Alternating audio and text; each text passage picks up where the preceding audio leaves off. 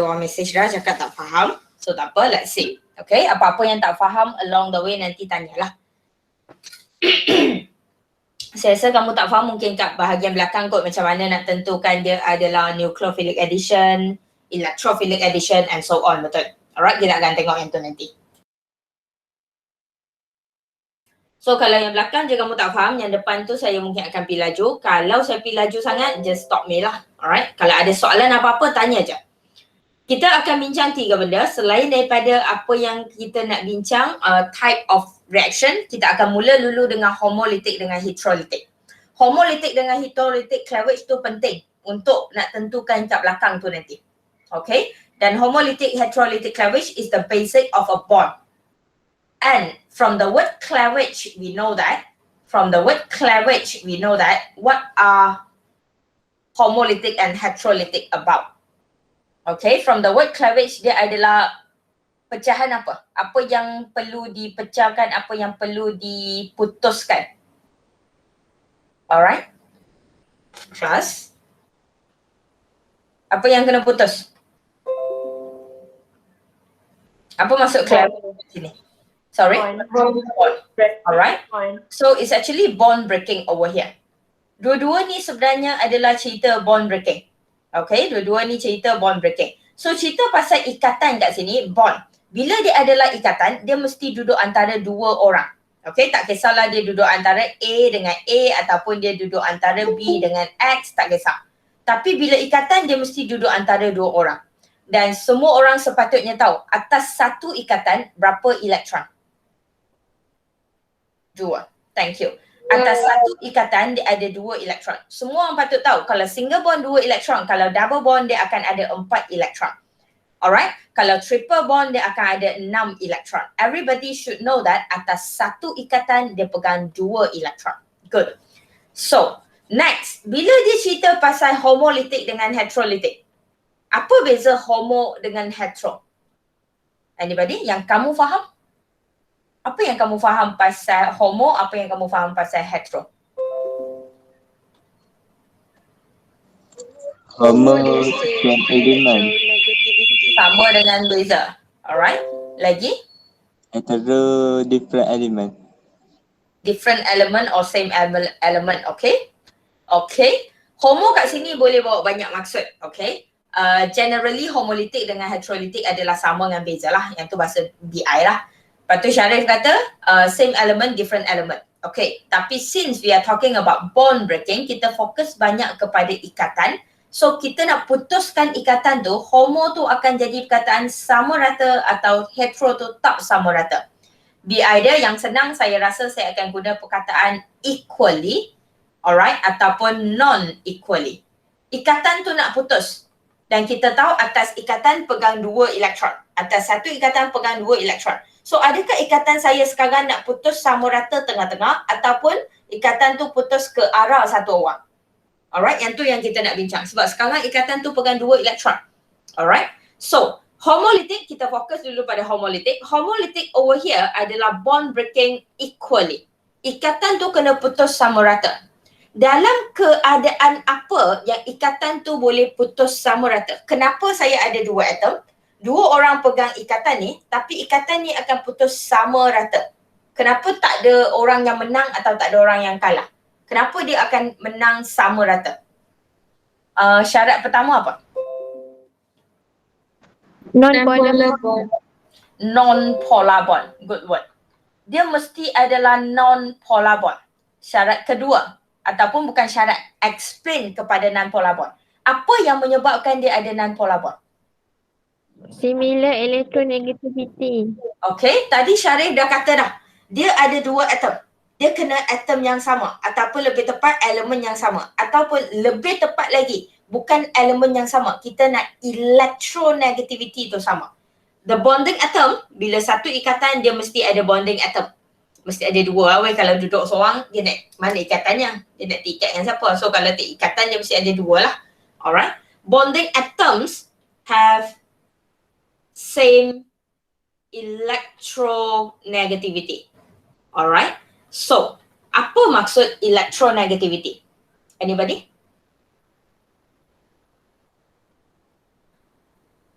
Rasa-rasa yang kamu faham pasal electronegativity. Apa maksud electronegativity? Nisha? Sama charge. Dia sama charge. No. Lagi tepat, dia sama tapi dia sama apa? Keupayaan untuk tarik Yes. elektron. Yes. Alright. Electronegativity adalah ability atau Syarif kata keupayaan, ability untuk tarik elektron ke arah diri dia. So sekarang saya ada dua atom pegang bond saya. Alright, saya ada dua atom pegang bond saya. So kalau atom kiri adalah sama kuat dengan atom kanan, kita akan tarik elektron tu sama kuat. Okay, that is electronegativity. Dan kenapa selalu Syarif akan kata, tadi Syarif kata dia kena same element. Sebab biasanya kalau dia same element, saya letak A dengan A. Nama pun A dengan A. A dengan A mesti ada electronegativity yang sama. Dia mesti ada keupayaan untuk tarik elektron yang sama kuat. Sebab tu ikatan tu akan putus sama rata. Okay? So normally untuk homolytic cleavage, dia akan melibatkan bonding atom tu adalah yang sama. Okay?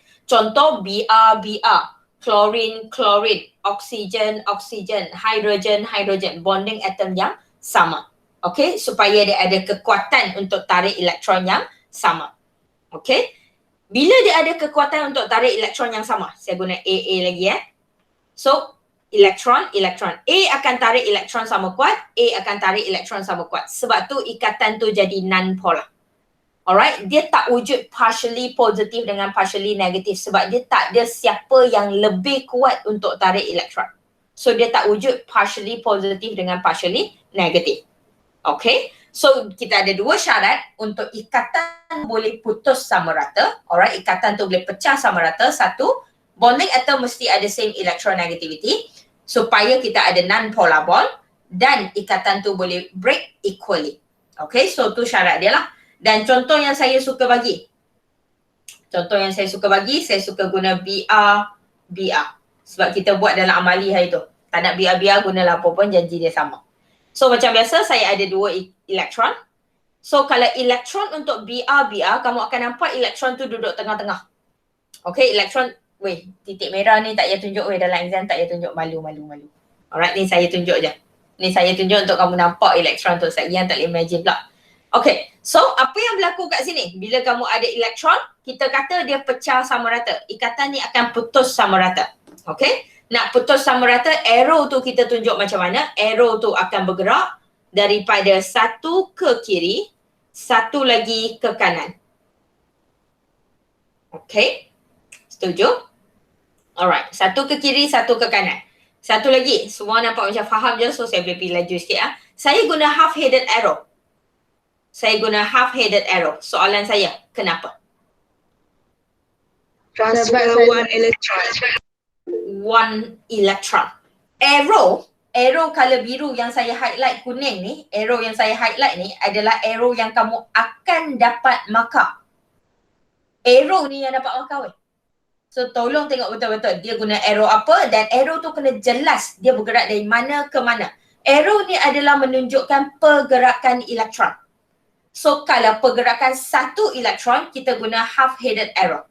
Alright? Dan nanti kalau kita gerak dua elektron, kita guna full-headed arrow. Itu maksud dia. Okay? And over here, in this homolytic cleavage, kita dah pecah ikatan. Sekarang elektron dah bergerak ke BR. Kita akan hasilkan satu benda. Benda tu kita lukis macam ni.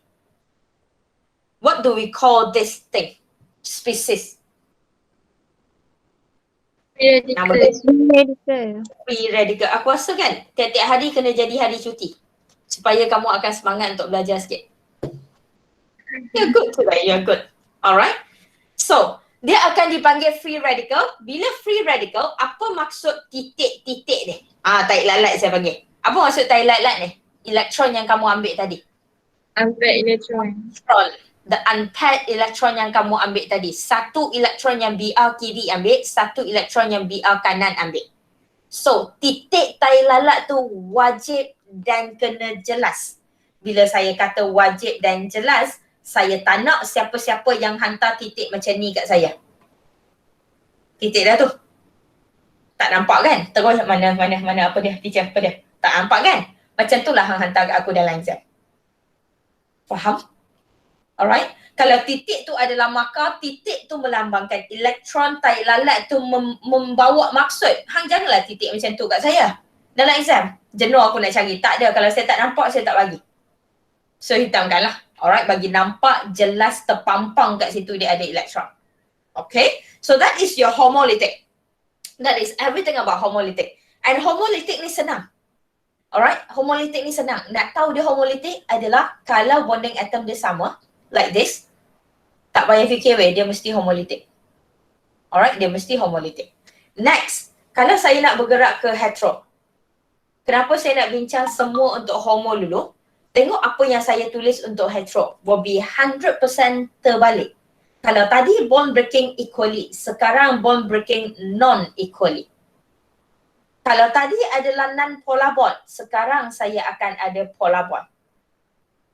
Nampak? Dia hanya terbalik. Saya tak nak kamu nampak benda ni berbeza. Dua benda yang berbeza. Padahal kalau kamu faham satu, kamu patut faham yang satu lagi. Alright, kalau tadi non-polar, sekarang polar. Kalau tadi same electronegativity, sekarang your bonding atom, alright, will have different electronegativity. Kalau tadi sama, keupayaan untuk tarik elektron sekarang berbeza. Baru ikatan tu akan putus, tak sama rata. Okay? Kalau tadi bonding atom kena sama, sekarang bonding atom kena different. Saya suka guna contoh yang sama, tadi saya guna BR. Sekarang saya guna contoh HBr. Okay? Dari awal, saya nak tunjuk kat kamu, dari awal elektron dua yang duduk dalam ikatan sebenarnya dah cenderung ke arah BR. Tengok saya letak titik merah tu. Benda ni kamu tak nampak. Benda ni kamu kena imagine sikit. So saya tunjuklah bagi kamu nampak. Elektron yang duduk dalam ikatan, dua elektron yang duduk kat ikatan sekarang, dia bukan duduk tengah-tengah dah. Sebab apa? Sebab daya tarikan Br lebih kuat. Br akan ada partially negative, hidrogen akan ada partially positive. Ada student akan tanya, teacher, macam mana saya nak tahu dia jadi elektron duduk kat dia? So soalan dia selalu, macam mana saya nak tahu elektron duduk kat dia ke tak? Senang. Benda yang senang jadi negatif, elektron akan duduk kat dia. Hidrogen dengan Br. Kamu fikirlah. Hidrogen selalu jadi negatif ke Br selalu jadi negatif? Br lah. Betul. Kamu selalu jumpa hidrogen dalam bentuk H+. So kalau H suka jadi H+, Br suka jadi Br-, elektron akan cenderung dudukkan Br. Easy? Okay. So, kita ada partially positif dengan partially negatif, di mana dia adalah indication untuk heterolytic. Dia adalah indication bahawa dia adalah polar bond. Ikatan dia sekarang dah memang tak balance, tak sama rata. Dan arrow yang kita akan guna untuk bond breaking, arrow yang kita akan guna kat sini, akan jadi daripada ikatan bergerak dua-dua kepada Br. Alright? Look at the arrow that I'm using over here. The arrow that I'm using over here is a full-headed arrow. The full-headed arrow, kalau tadi half-headed arrow represent satu elektron. Full-headed arrow represent Two electron. dan kita tak perlu ada, teacher, kalau pindah 3 elektron jadi macam mana? Tak ada. Kenapa tak perlu ada arrow yang pindah 3 elektron, 4 elektron? Sebab satu ikatan hanya pegang maksimum 2 elektron. So jangan tanya kalau 3 elektron nak pindah, tak ada. Tak ada 3 elektron nak pindah. 3 elektron tu datang dari mana? Tak ada. Alright? So kita hanya perlu ada half-headed dengan full-headed arrow melambangkan bilangan elektron yang bergerak. So sekarang kedua-dua elektron bergerak kepada Br, therefore kamu akan hasilkan satu benda yang kita panggil Br- dengan H+. Kenapa hasilkan Br- dengan H+? Kita patah balik kepada form 5 sedikit. Nak dapat ikatan, kalau kamu ingat nak dapat ikatan, hidrogen akan bagi satu elektron, Br akan bagi satu elektron. Betul? Belajar kat form 5. Baru kamu dapat H, Br. So satu elektron ni sebenarnya datang daripada hidrogen, satu lagi sebenarnya datang dari Br. Tapi bila ikatan ni putus, hidrogen kalah. Hidrogen kalah, dua-dua elektron pergi kat Br. Alright? Dengan kata lain, hidrogen sebenarnya kehilangan elektron. bila kita hilang elektron, benda tu akan jadi positif. Sebab apa? Sebab elektron adalah benda yang negatif. Betul? Saya sekarang neutral. Saya hilang elektron. Negatif charge saya berkurang. So, saya jadi positif lah. Pada masa yang sama, elektron tu bergerak ke BR. So, BR jadi negatif. Kenapa BR jadi negatif? Sebab saya dapat elektron yang lebih. Alright, saya dapat elektron yang lebih. Always remember one thing. Elektron tu charge negatif. Kalau kamu dapat elektron, kamu jadi negatif. Kalau kamu hilang elektron, kamu jadi positif. That's it. Okay? Dan kita ada nama untuk benda-benda positif, negatif ni. Apa nama dia? Nama general. What type of ion? Cation and ion. Apa jawab sekarang pandai? Jawab dalam final saya lepas, apa? Bukan apalah, saya pun tak tahu siapa, tapi saya ada pergi marking hari tu dan ada budak salah. Alright. So, cation adalah positive charge and ion adalah negative charge. Tahu ke? Sekarang tahu je, masuk exam lupa je. Cikgu saya ajar macam ni dulu. Cation. Positive. And ion negative. Pandai cikgu saya. Nasib baik saya dapat cikgu yang pandai. So saya jadi pandai. So kamu pun dapat cikgu yang pandai. So kamu pun akan jadi pandai. Ni cara saya belajar dulu masa saya sekolah lah. Okay, so dan saya ingatlah sampai sekarang obviously. So saya nak ajarlah ke budak saya. Dan saya tak naklah budak saya masuk exam. Kalau masuk toilet pun tak boleh terbalik ke ion tau. Alright, masuk mana-mana, duduk kat mana pun tak boleh salah ke ion tu. Mana logik duduk salah benda ni? Cis betul yang apa ni? Okay, so cation positive charge and ion negative charge. Jangan salah. Dan apa yang duduk depan mata kamu sekarang adalah perbezaan antara diorang. Soalan tutorial kamu nombor berapa entah, soalan tutorial nombor 8 tu memang tanya differences. Alright, memang tanya differences. So bila saya nak kamu jawab, okay, the differences between homolytic cleavage and heterolytic cleavage, touch wood, soalan ni keluar dalam exam. Saya nak kamu jawab dalam table. Like this. Kenapa saya nak kamu jawab dalam table like this? Saya tak nak kamu jawab guna sentence sebab benda ni sama je weh. Perasan tak? Dia terbalik je. Right? Okay, so saya tak nak kamu jawab dalam essay panjang mau apa-apa semua tak payah. Jawab dalam table. Markah penuh. Okay, jawab dalam table kamu akan dapat markah penuh. Bila kamu jawab dalam table sayang, kamu sebenarnya fikir sekali je. Satu kali lagi Tuhan salin terbalikkan dia je. Easy. Okay, easy. Dan ni bukan equation lengkap, ni bukan equation lengkap. So equation lengkap untuk homolytic cleavage dengan equation lengkap untuk heterolytic cleavage. So yang ni saya nak tunjuk dengan lengkap. Homolytic cleavage, tadi saya guna BR, so let's try CL. Sama je. So CL, arrow kena adalah half-headed. Arrow kena adalah half-headed daripada ikatan kepada CL. Saya tak nak arrow macam ni weh. Tengok. Saya tak nak arrow macam ni. Dari mana ke mana? Saya tak nak. Saya tak nak arrow kamu tak tahu dari mana ke mana. Saya tak nak arrow kamu like this. Apa lagi contoh yang saya boleh bagi. Saya tak nak arrow kamu like this. Tak nak. Tak nak tau. Bukan nak. Tak nak. So saya nak arrow kamu jelas dari mana ke mana. Okay. Lepas tu dalam equation kena ada arrow lah. Arrow ini sentiasa full headed. Arrow yang duduk dari kiri ke kanan tu adalah sentiasa arrow tunjuk apa yang berlaku. So yang ni sentiasa full headed lah. Tak ada masalah. Kamu dapat free radical, kamu dapat free radical. Okay. Yang tu untuk homolytic. Lepas tu saya bergerak kepada heterolytic cleavage. So saya guna HCl, sama case. Cl akan jadi minus. So bila Cl jadi minus, elektron bergerak daripada ikatan kepada Cl. Kenapa bergerak daripada ikatan? Sebab elektron duduk atas ikatan tu. Okay, so arrow ni, arrow warna merah yang teacher letak sekarang adalah pergerakan elektron dari mana ke mana. So jangan letak suka hati. Okay, kamu akan dapat H+. Alright, kamu akan dapat H+ dan juga Cl-. Okay. Dah. Soalan saya, equation saya betul ke sekarang kat depan? Dua-dua. Ada something tertinggal. Bagi tahu saya ada something tertinggal. Apa? Tak ada UV. Tak ada UV.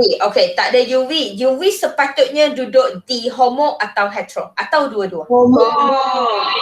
Alright. UV adalah wajib di homo.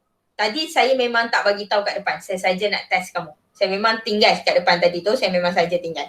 Homolytic cleavage kena ada kehadiran UV. Heterolytic cleavage tak perlu kehadiran UV. Alright, UV kat sini adalah wajib untuk homolytic sebab kalau tak ada UV tadi, kalau tak ada UV, kamu hantar equation ni tak dapat markah. Tapi equation ni boleh jadi betul dengan hanya kehadiran UV. Okay, anybody? Function of UV? Provide energy. For? Provide energy for? Untuk reaction. For reaction. Untuk putuskan. Untuk homolytic cleavage. Untuk putuskan, yes, putus apa? Homolytic.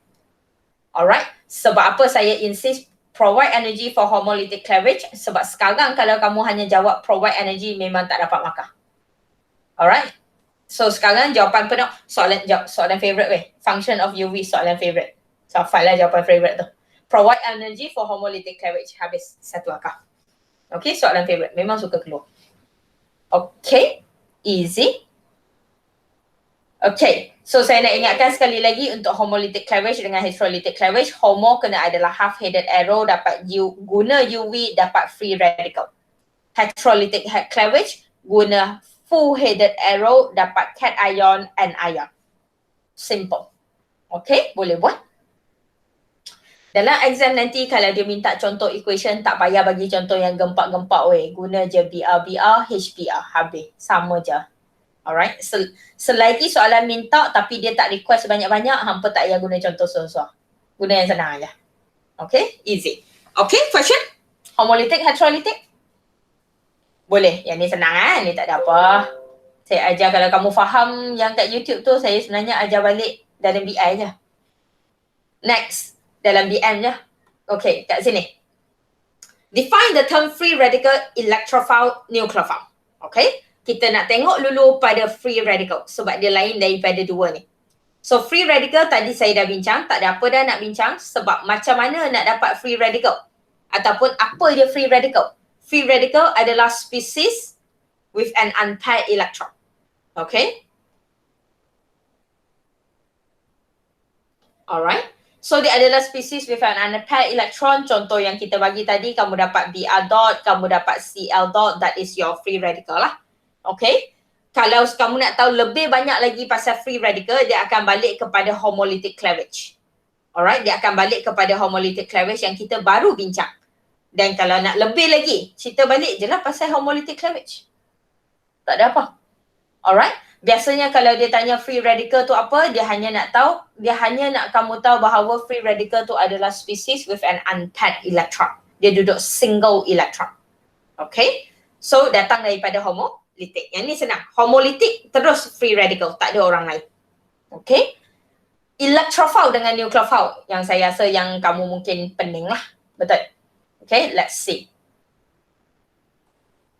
Electrophile, nucleophile. Again, saya suka letak dia tepi-tepi. Saya nak kamu nampak beza dia terus. Nota kamu bukan tepi-tepi, nota kamu atas bawah. Mungkin kamu tak nampak sangat dengan jelas. Okay. First and foremost, electrophile. Tahu tak perkataan electrophile means what? Phile is actually lowering. Electro is actually electron lowering. Alright. Dengan kata lain, electrophile adalah spesies yang suka elektron. Ni saya ajar bahasa Melayu dah weh, yang tak faham ni ketuk kepala apa. Okay. Dia adalah spesies yang suka elektron. Dalam kimia lah, dalam reaction kimia, dia senang je weh. Positif akan ambil negatif, negatif akan ambil positif. Okay. Kalau saya nak buat reaction, tadi kita ada HBr. Saya putuskan HBr tu, saya akan dapat H+, saya akan dapat Br-. Betul? Kalau saya bagi dalam bikah, contoh saya bagi H+, saya ada OH-, saya ada H+, saya ada Br-. Okay? Hang rasa H+ dengan H+ tu nak gabung tak? Takkan gabung. Alright, semua orang tahu H+ dengan H+ takkan gabung mesra. Sebab apa? Sebab H positif dengan H positif, diorang akan tolak. Betul? Diorang akan tolak sebab positif-positif. So yang akan gabung adalah H+ dengan Br-, H+ dengan OH-. Kenapa diorang akan gabung macam tu? Sebab positif dengan negatif. Sebab positif dengan negatif. So kat sini yang kamu perlu tahu adalah dia akan jadi orang yang suka elektron. Kat elektrofil saya sekarang adalah spesies yang suka elektron. Bila dia suka elektron, bermakna dia tu adalah spesies yang positif atau negatif. Saya suka Positif. elektron. Alright, positif. Syaris kata positif, setuju? Alright, sebab elektron saya negatif.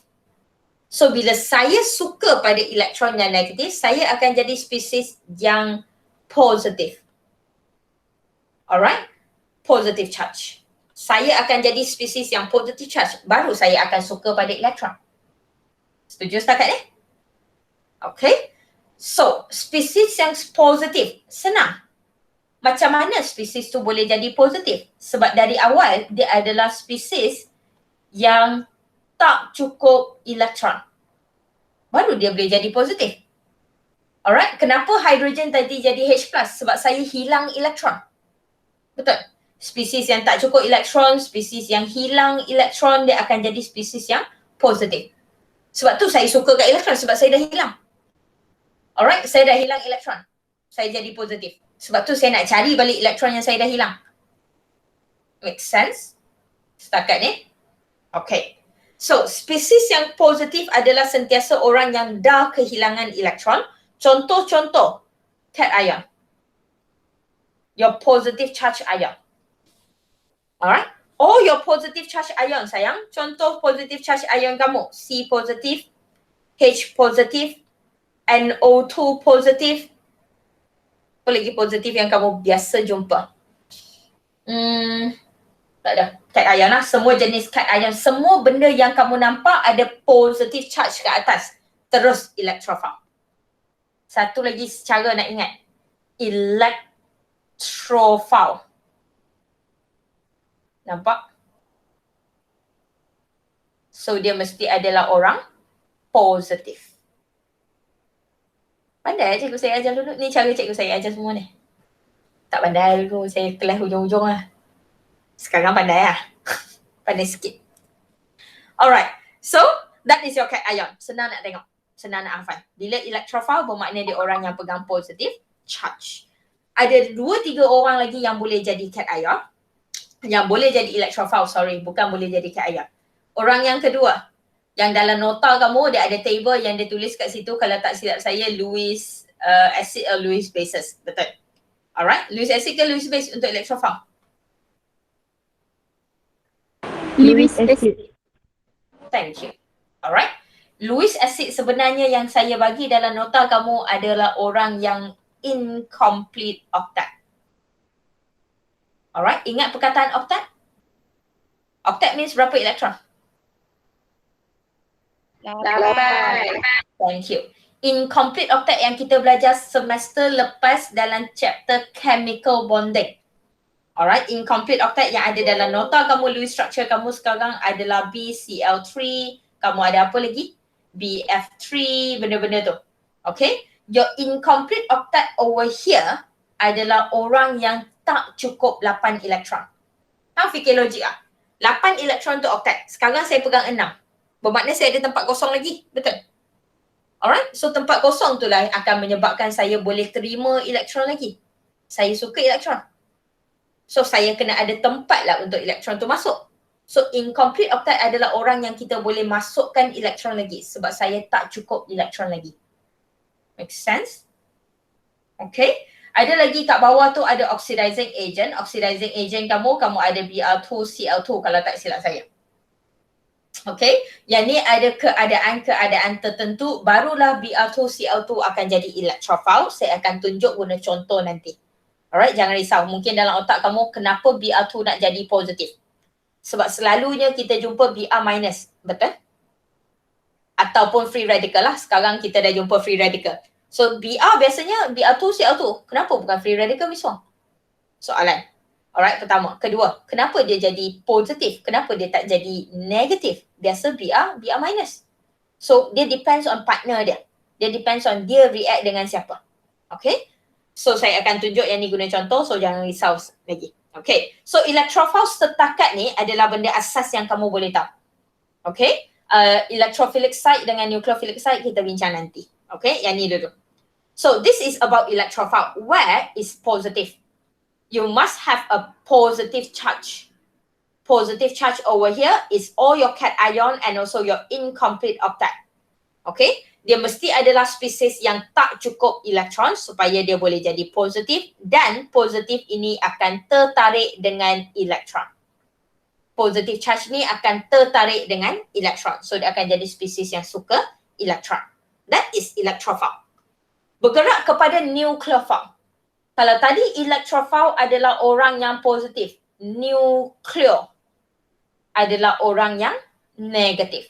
Kalau electrophile adalah elektron lewing. Kat sini, lewing apa benda? Nucleus. Dia adalah nucleus lewing. Kenapa dia suka nucleus? Siapa yang duduk dalam nucleus? Yang duduk dalam nucleus adalah proton yang pegang positive charge. Dengan kata lain, dia akan jadi orang, dia akan jadi spesies yang suka pada positive charge. Terbalik je. Alright, fikir balik. Kalau saya adalah orang yang suka positive charge, saya mesti adalah negative charge. Dia adalah spesies pegang negative charge.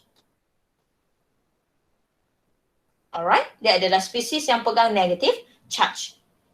Negative charge bermakna semua anion kamu. Alright, ataupun sebelum masuk kepada anion, kenapa dia pegang negative charge? Dia ada banyak elektron. Dia ada banyak elektron, dia ada lebih elektron. Baru dia akan jadi negative charge. Betul? Alright, dia terima banyak ni. Banyak gila elektron duduk kat dia. Okay? So antaranya adalah anion.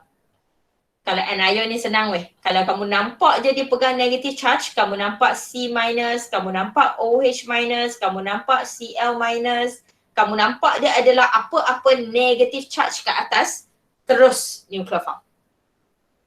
Alright, ni cara paling senang. Satu lagi, kamu ada Lewis base. Lewis base adalah orang yang pegang lone pair. Kalau siapa yang tengok YouTube, dia faham dah kat sini. Dia adalah orang yang pegang lone pair. Contoh amonia pegang satu lone pair, water pegang dua lone pair. Lone pair adalah pasangan elektron yang lebih dan tak guna dalam ikatan. Dia lebih dan dia tak guna dalam ikatan. Hang bayangkan saya ada elektron yang lebih sampai saya tak payah guna. So dia adalah orang yang kaya dengan elektron. Okay. So, that is your electrophile dengan nucleophile. Ada soalan ke setakat ni? Ada. Ya, Wani. Macam mana kita nak tahu tu lebih, elektron dia lebih, teacher? Alright, macam mana kita nak tahu elektron dia lebih? Benda ni kamu patut dah belajar dari semester 1 dalam chemical bonding hari tu. Dan jangan risau sangat, jangan risau dia akan bagi yang pelik-pelik. Yang saya bagi dalam table adalah yang dia dah biasa keluar. So kalau kamu kata nak hafal pun, hafal yang dalam tu je. Amonia, dan kalau tak silap saya yang ni. Yang ni adalah yang dia biasa yang akan bagi dah. Amonia dengan water adalah star way kat sini. Hang patut tahu dah. Hang patut tahu dia adalah lone pair. Okay? Kamu patut tahu. Kalau Wani nak tanya saya, Wani patut tengok balik topik chemical bonding tahun lepas. Kamu belajar benda ni. Kamu belajar macam mana nak lukis. Okay? Alright. Lagi soalan? Okay. Saya nak conclude benda ni kepada ayat yang senang. Saya nak conclude benda ni kepada ayat yang senang. Electrophile adalah positif, bermakna electrophile sentiasa adalah positif ion. Alright, ataupun dia sentiasa memegang kekurangan elektron. So I love to use the word electron poor. dia sentiasa miskin dengan elektron. Bila dia sentiasa miskin dengan elektron, dia sentiasa nak kat elektron. Saya tak cukup. Saya sentiasa miskin elektron. So saya sentiasa tak cukup. So saya nak kat dia. Nucleophile adalah sentiasa negatif. Sebab nuclear kan? Alright. Dan dia adalah electron rich. Saya suka guna perkataan electron poor, electron rich. Along the way dalam kelas nanti, dalam slide lagi, kamu akan dengar banyak kali saya duk cerita electron poor, electron rich, electron poor, electron rich. So kalau dia adalah kaya dengan elektron, terus nucleophile. Kalau dia miskin dengan elektron, terus electrophile. Okay? Alright? Dan setakat ni soalan? Boleh So, miskin elektron dengan kaya elektron ni kamu boleh nampak sekali lagi pada electrophilic site dengan nucleophilic site. Yang ni saya nak letak tepi-tepi sebab dalam nota kamu memang dia dah bagi dan saya nak kamu nampak dengan jelas. Yang ni boleh hafal je ni, kamu patut tahu je. Electrophile adalah, tadi electrophile adalah electron poor. So yang ni adalah kawasan electron poor. Kawasan yang miskin dengan elektron, site. Alright? Dia adalah site. Kawasan yang miskin dengan elektron adalah contoh dalam silibus kamu memang yang ni je. So jangan risau. C-O-O, COH, CX. X kat sini adalah fluorine, chlorine, bromine, iodine. Okay, bermakna contoh CCl. Okay. So ikatan C tu pegang apa lagi kat tepi tu saya tak kisah. Tapi sekarang dia ada C-O-O, COH, CX. X kat sini fluorine, chlorine, bromine, iodine. Okay.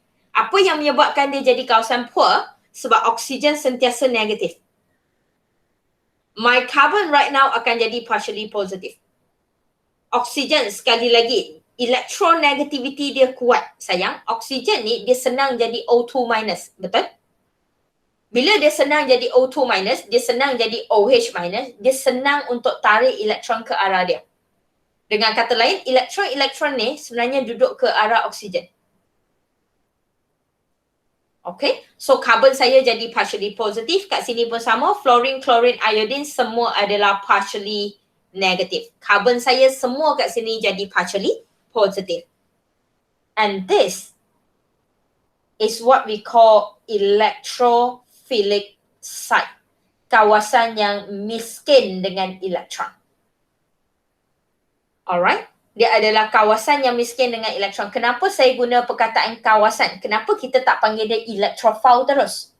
Sebab karbon itu, kalau karbon duduk seorang, karbon bukan electrophile. Betul? Alright? Karbon takkan jadi positif. Biasa jumpa karbon C positif. Tak? Alright? Kita mana biasa jumpa karbon positif? Karbon biasa neutral je.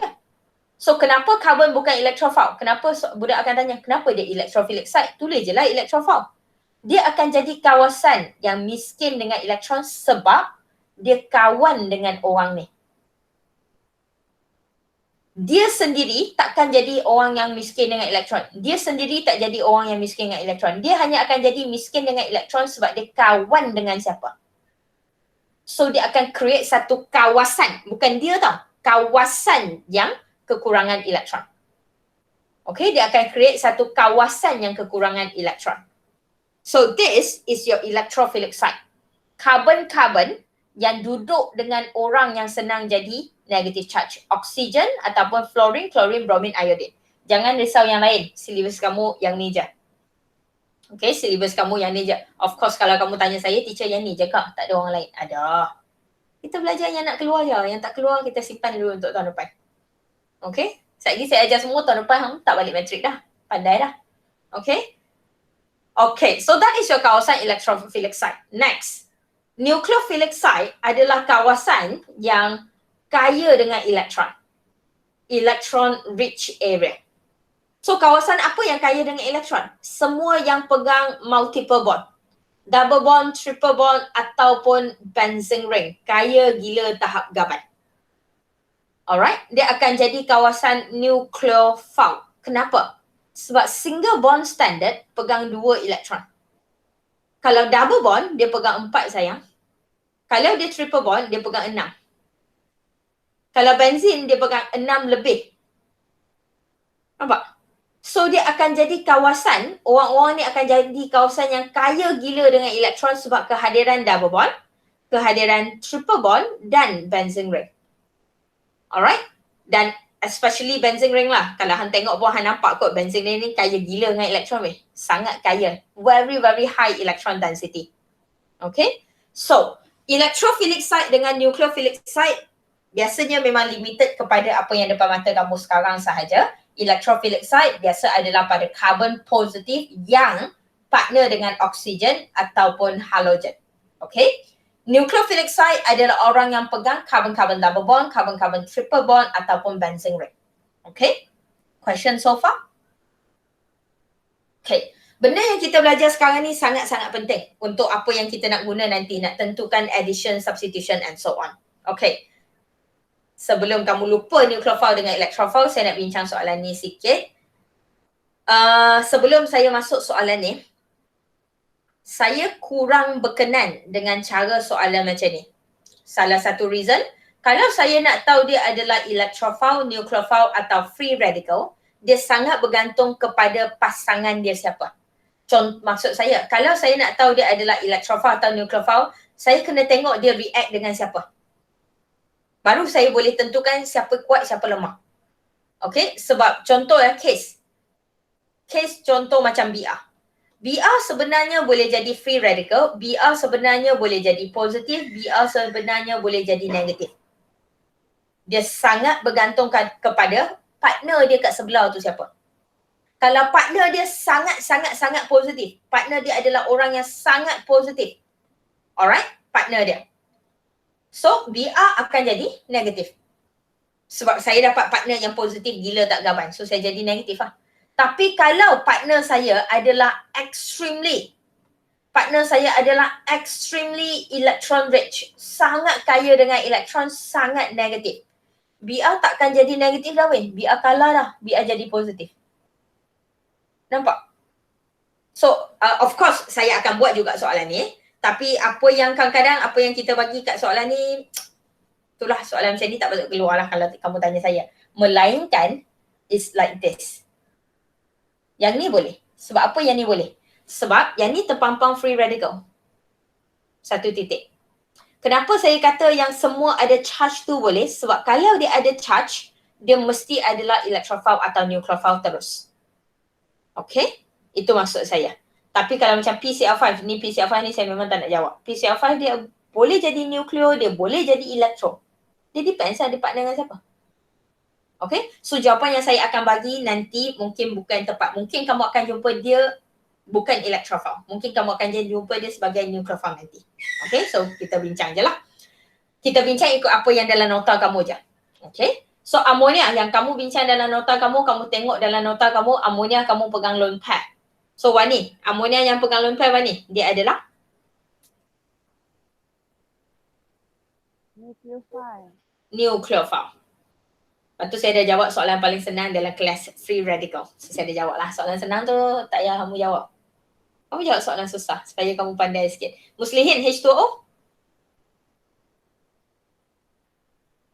Nucleophile. Nucleophile sebab kehadiran lone pair yang kamu belajar dalam nota tadi lah. NO2. Ni soalan senang semua saya jawab. NO2 positif. Kalau saya jumpa soalan positif macam ni, saya tak payah fikir dah. Electro. Positif. So terus electro. Alright, terus electrophile. Lepas tu saya jumpa NO2 minus. Saya jumpa NO2 minus. Nucleo. Minus. So saya terus letak dia nucleophile. Nampak? Senang sikit hidup anda. Nak hafal tu. Elok sikit, pandai sikit lah kan. Pandai sikit lah. Alright, kira kalau keluar soalan objektif hang tak boleh salah. Macam tu lah. Okay, soalan macam ni senang je. Yang kita nak masuk kat sebelah lah. BF3. Amira? Rasa-rasa? Electrophile. Electrophile. Okay. CO2?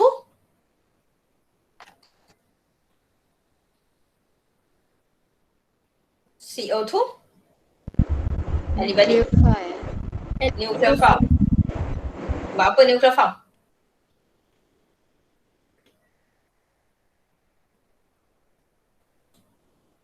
Nucleophile. Yang jawab nucleophile tu sebab apa? Sebab O tu lebih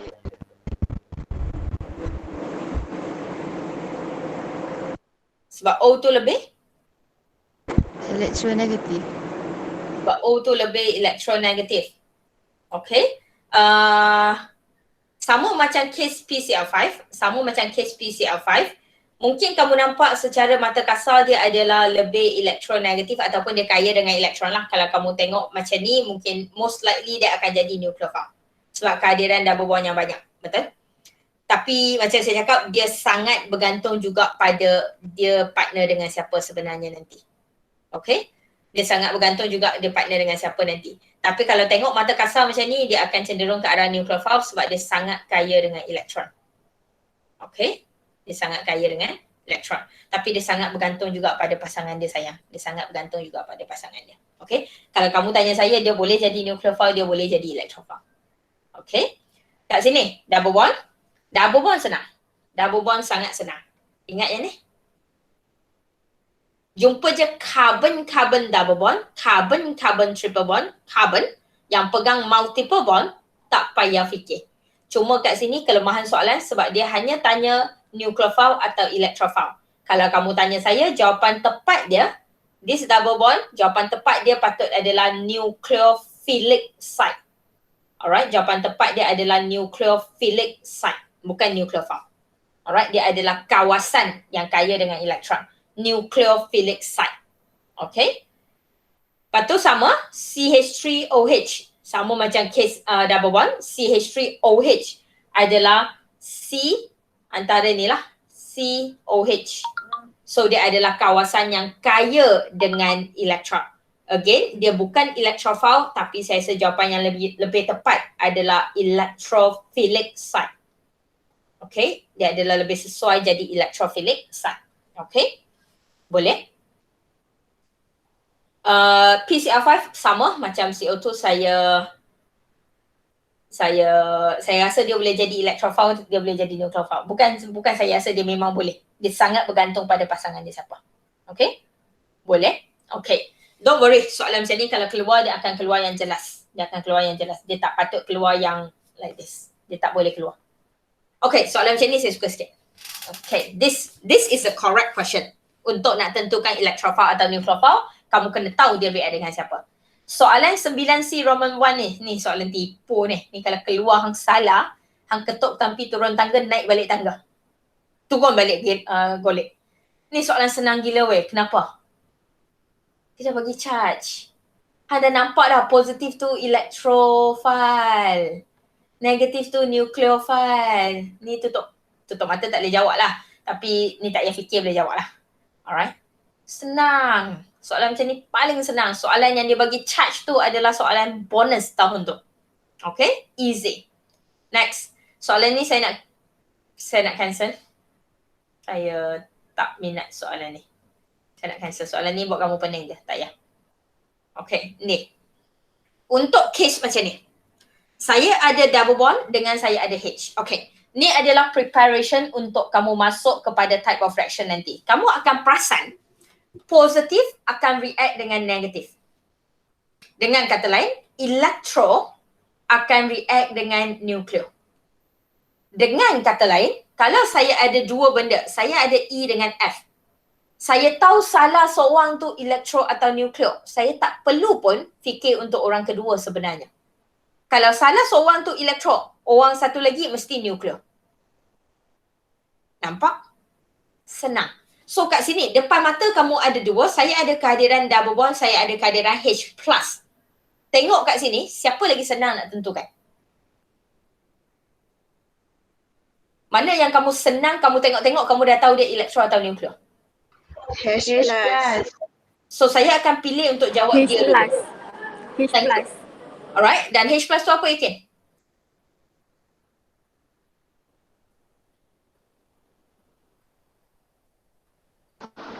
Electrophile. Alright, Iken tak makan ayam goreng hari ni. Electrophile. Alright. So, H plus akan jadi electrophile kat sini. Okay, H plus akan jadi electrophile kat sini. Dan kalau saya dah nampak H plus tu electrophile sayang, dia automatically jadi nucleophilic site. Sekali lagi saya nak bagi jawapan yang betul. Siapa yang tulis nucleophile tak salah sebab soalan memang guna nucleophile. Tapi kalau ikut saya sepatutnya dia nucleophilic site lah. Nampak? Kamu tak payah fikir untuk dua-dua sebenarnya. Alright, kamu tak perlu kalut untuk nak tahu ke semua, tak payah. Alright? Sama kat sini. Yang ni senang, ni tak ada apa. Kalau nampak je dot, sayang, nampak je dot, dua-dua ni free radical. Ni tak ada apa Ya. Teacher, tadi ada G. Tadi ada? Dekat saya sebelum yang tu. Saya tak dengar. Tu teacher G. Jawapan yang G. Itu apa madam? Miss.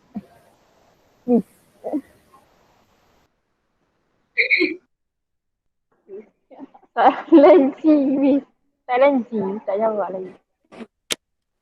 G tu electrophile. Okay.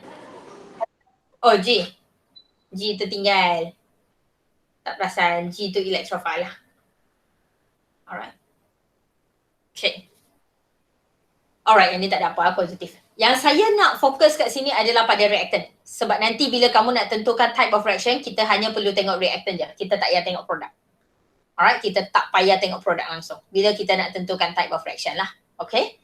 So, kat sini dua-dua free radical, tak ada apa. Okay. Next. Alright. Soalan senang. Saya nak bagi contoh lain. Kalau saya ada something like this.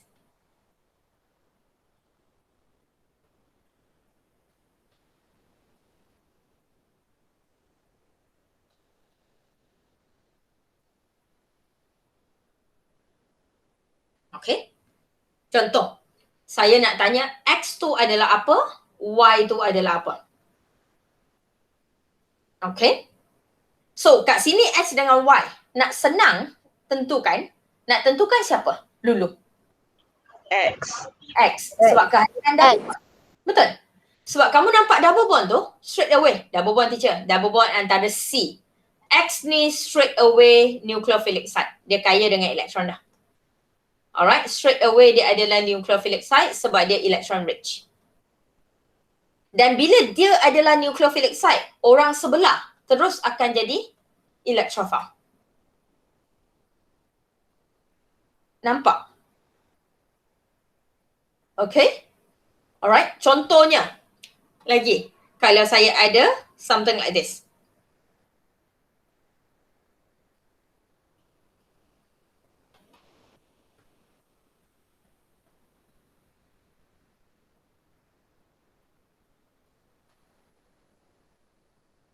Saya tanya PQ. Kat sini. P dengan Q. Nak senang tentukan siapa? P. Alright, nak senang tentukan P ya. Sebab kamu nampak C double bond O. Bila kamu nampak C double bond O, kamu tahu dah dia adalah electrophilic site. Dia adalah kawasan yang saya nak tengok adalah C, which is your partially positive. Dia adalah kawasan yang miskin dengan elektron, electrophilic site. Dan kalau kiri saya adalah electrophilic, kanan saya terus nucleophile. Nampak? Alright, so apa yang saya nak tunjuk kat sini sekarang, positif sentiasa akan partner dengan negatif. Dia akan sentiasa cari negatif untuk react. So kalau kamu dah tahu salah seorang tu adalah positif, seorang lagi mesti negatif. Wan ni? Apa yang C double bond O tu bukan nucleo? Kenapa dia bukan nucleo? Sebab dia bukan C double bond C. Jom balik nucleophilic site saya. Nucleophilic site saya bila saya kata dia adalah double bond, dia adalah double bond C double bond C. Baru dia nucleophilic site. Kalau dia C triple bond C, baru dia nucleophilic site. Tapi bila dia adalah C double bond O, alright, walaupun dia banyak elektron, tetapi elektron tu cenderung ke arah oksigen. Kawasan yang kaya dengan elektron sekarang adalah oksigen sebenarnya. Kawasan karbon tu yang miskin.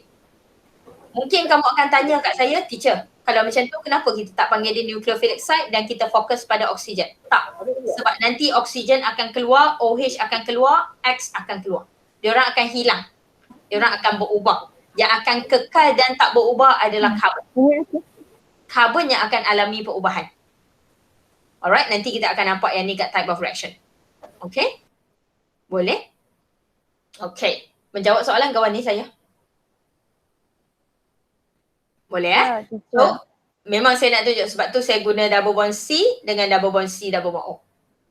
So, nampak? Okay, and the main thing over here. Jangan rasa benda ni susah sebab saya tak nampak dia pegang apa. Tak payah nampak semua. Nampak satu, kamu dah dapat semua dah. Okay, kamu nampak satu, kamu sebenarnya dah dapat semua. Okay, so sebelum saya akhir, sebelum kita move on kepada last part, your type of reaction, just nak remind satu-satunya adalah lagi, jangan terbalikkan electrophile dan jangan terbalikkan nucleophile. Alright, cara yang saya ingat masa saya student, saya memang hafal macam ni. Saya memang hafal macam ni. When I was a student, thanks to my teacher, I survive. So positif bermakna dia akan pegang positive charge, nuclear bermakna dia pegang negative charge. Yang kamu perlu hafal, tak perlu hafal electrophile dengan nucleophile yang kita bincang banyak ni weh, tak payah. Positif bermakna dia adalah electron poor, dia tak cukup elektron, sebab tu dia jadi positif. Negatif sebab dia electron rich, dia kaya dengan elektron. Habis. Saya memang hafal macam ni je. Okay, kalau kamu tanya saya. Habis, yang tu pasal electrode dengan nuclear. Kita nak bergerak kepada type of reaction. Inilah main kita hari ni. Tapi kalau tak ada yang depan, yang belakang ni lagi yang kelang kabut. So kalau dah faham yang depan ni senang sikit. Type of reaction kita ada 3. What is the 3 type of reaction? Tak dengar suara Syarif, dah dengar Adriana? Saya tak dengar suara orang pun lama-lama. Rindu saya.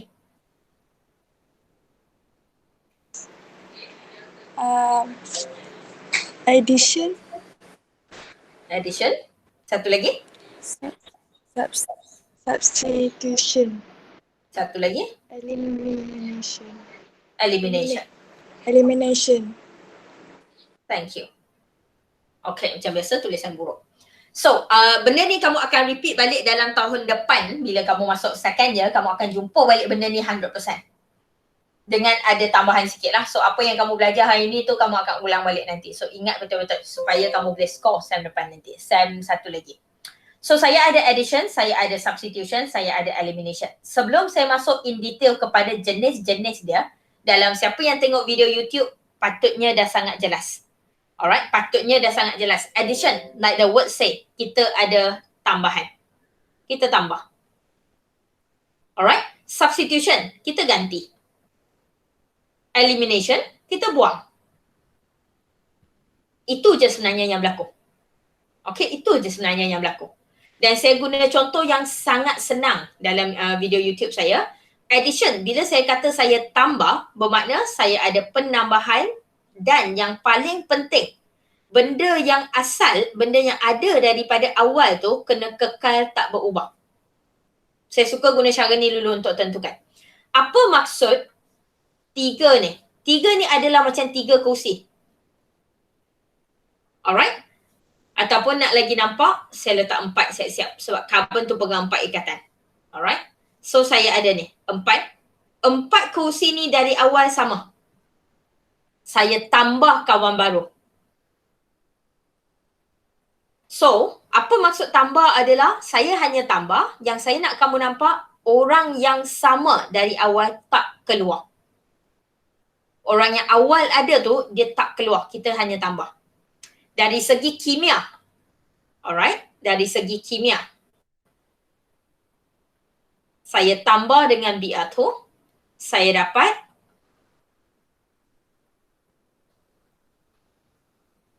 apa yang saya nak nampak? Apa yang saya nak kamu nampak? Orang yang duduk dari awal kekal.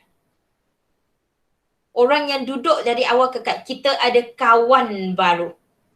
Dengan kata lain, kita buang tak siapa-siapa. Itu maksud tambah. Kelas kamu ada 18 orang. Alright? Dan saya rasa kelas kamu sekarang tak cukup orang. Saya nak tambah. Saya tak perlu buang siapa-siapa. 18 orang kekal. Orang yang sama kekal. Saya bawa masuk 2 orang lagi, jadikan 20. Itu maksud tambah. Okay? So, ganti. Apa maksud ganti? Ganti, kita ada proses. Kita kena buang terlebih dahulu. Lepas tu kita masukkan yang baru. Dia ada proses.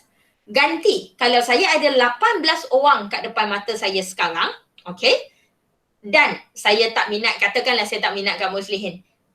Sayang, saya minat je semua orang. Okay, saya minat je semua. Sayang semua orang. Kamu je tak sayang kat Miswah. Alright.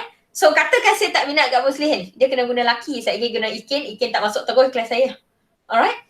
So saya tak suka kat Muslihin. Saya nak ganti Muslihin dengan student favourite saya kat kelas lain.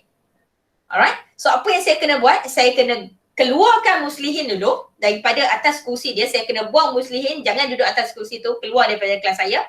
Saya bawa student baru tu duduk atas kursi Muslihin. So dia kena ada proses, somebody kena keluar. Orang yang ada dari awal tu, dia kena blur dulu.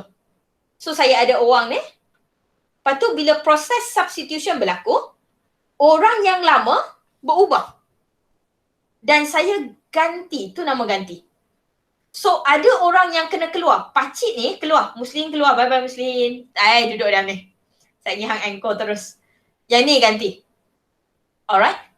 Itu maksud ganti. Nampak? Okay. Dan dalam kimia, contoh dalam kimia yang saya boleh bagi adalah kalau saya ada CH4, saya guna contoh yang senang je lah. Saya tambah dengan Cl2, saya buat proses. Apa yang berlaku? Saya dapat CH3Cl. So saya bermula dengan CH4. Saya jadi CH3Cl. So nampak tak H tu keluar satu? H tu kena keluar. Lepas tu baru saya boleh ganti. Itu maksud ganti. So kena ada orang keluar, baru kita masuk yang baru. Cuma apa yang saya nak kamu tengok kat sini, bilangan kerusi kekal. Saya ada 4 kerusi, saya berakhir dengan 4 kerusi. Kalau kelas saya 18 orang, selepas proses penggantian, kelas saya masih 18 orang. Okay, jumlah tu tak berubah, cuma orang tu berubah. Make sense? Alright, benda ni senang. So saya nak kamu nampak dengan jelas. Benda ni sangat senang. Next. Katakan saya ada elimination. Elimination senang, hang buang. Hang buang, memang buang. Saya ada 18 orang, saya seramai sangat, saya buang 5 orang. Tinggal 13. Saya buang, tak ganti apa. So saya bermula dengan 4. Saya buat proses, saya buang 1, saya tinggal 3. So saya akan duduk dalam keadaan 4 kerusi. Saya buat proses, saya tinggal 3 kerusi. Memang buang. So kamu akan hilang something lah. Okay, setakat ni ada masalah dengan addition, substitution dengan elimination? Tak ada. Sebab yang ni lah yang senang. Yang susah saya rasa adalah apabila kamu ada dia electrophilic ke aromatic ke whatsoever. Yang tu, betul. Alright, so kita pergi satu-satu. Sebab ada orang request nak tahu satu-satu. So we go one by one. Kita mula dengan addition dulu.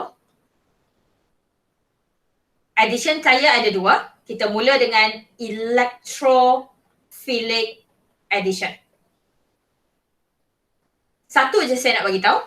Perubahan. Orang yang menyebabkan perubahan adalah orang yang dapat nama. Dan nampak tak lain? Saya tulis electrophilic. Bukan electrophile dah. Electrophile tu kata nama. Nama spesies tu electrophile. Alright, makan Hana, tak apa makan. It's okay.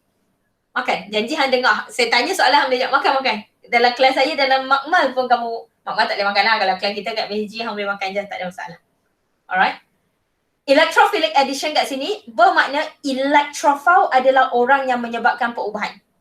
Saya selalu pesan kat budak, siapa yang akan menyebabkan perubahan, orang tu akan dapat nama. So contoh my electrophilic addition. Let me think. Electrophilic addition. Okay. Jumpa dah. Mungkin bukan contoh dalam nota kamu. Saya just come up on the spot. So kalau bukan contoh dalam nota kamu, kamu buat je lah. Okay.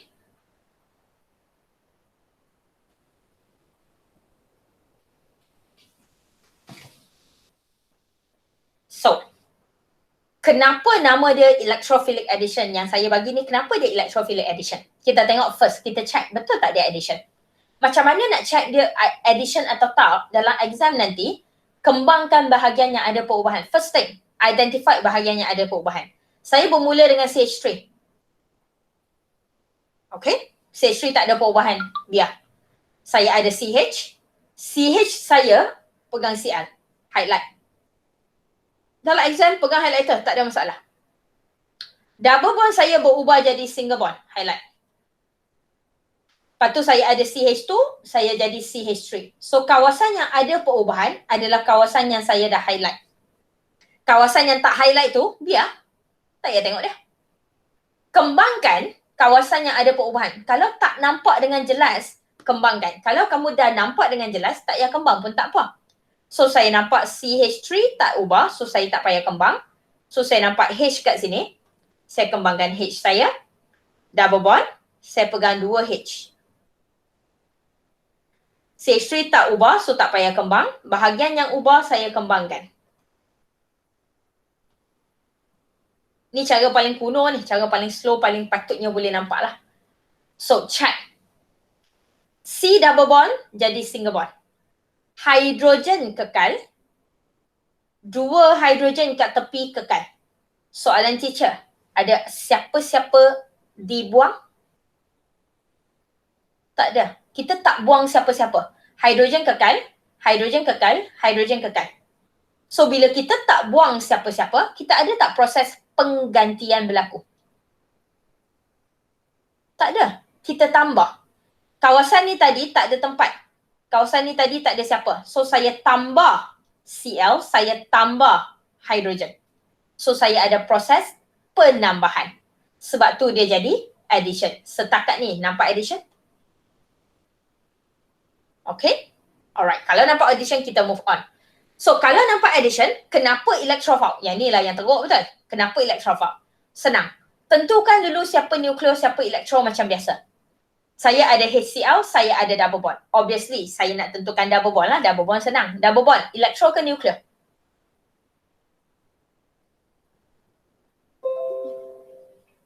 Nucleophile. Alright, kawan kamu kata dia adalah nucleophilic site.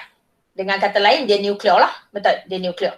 So, kalau dia nukleo, pacit ni terus elektro. Dia terus electrophile. Agree? Okay, yang kita belajar tadi. Dan sekarang, kita nak tentukan what type of addition. Siapa nak dapat nama? Sebab dalam soalan kamu, mesti ada nukleo, mesti ada elektro. Tapi nama jatuh kat siapa? Nama akan jatuh pada orang yang menyebabkan perubahan. Bukan orang yang berlaku perubahan, tak. Siapa yang alami perubahan, kita tak kisah. Siapa yang buat benda tu, kita kisah. Alright? iPhone. Kalau iPhone famous, siapa dapat nama? Steve Jobs. Pengguna iPhone dapat nama tak? Tak. Betul? So, orang yang mengguna benda tu, tak dapat nama. Orang yang menyebabkan perubahan tu dapat nama. Dan orang yang menyebabkan perubahan tu sekarang adalah HCl. Sebab tu nama dia jadi electrophilic addition. Make sense? Kita sentiasa pilih orang yang menyebabkan perubahan tu. Okay? Ada soalan setakat ni? Tak ada soalan? Saya ada soalan. Siapa electrophile dalam ni? Kamu kata HCl electrophile. Alright? Siapa yang sebenarnya electrophile? Dalam HCl, obviously, saya ada H+, HCl minus. Yes. Orang yang menyebabkan perubahan yang pertama, the electrophile, the so-called electrophile sebenarnya adalah H+. Dengan kata lain, saya tambah H dengan Cl, betul? Yang masuk pertama, orang pertama, hero yang menyebabkan perubahan sebenarnya adalah H. Baru Cl merangkap masuk. Alright? Sebab saya nak tunjuk kat kamu kenapa electrophile. Sebab bila kamu nampak HCl, majoriti orang akan nampak Cl minus dulu. Dia lupa dah H tu. Padahal H tu hero Make sense? That is your electrophilic addition. Next. Kalau saya ada CH3, C double bond OH. Saya buat, okay tak apa. Saya buat yang senang dulu. Asyik susah je bila nak pandai. Oh tak boleh. Tak boleh senang pula soalan ni. Tak susah pun, ni je. Boleh salin sebab saya rasa saya guna contoh yang mungkin berbeza. Saya tak ada nota kat tepi saya sekarang.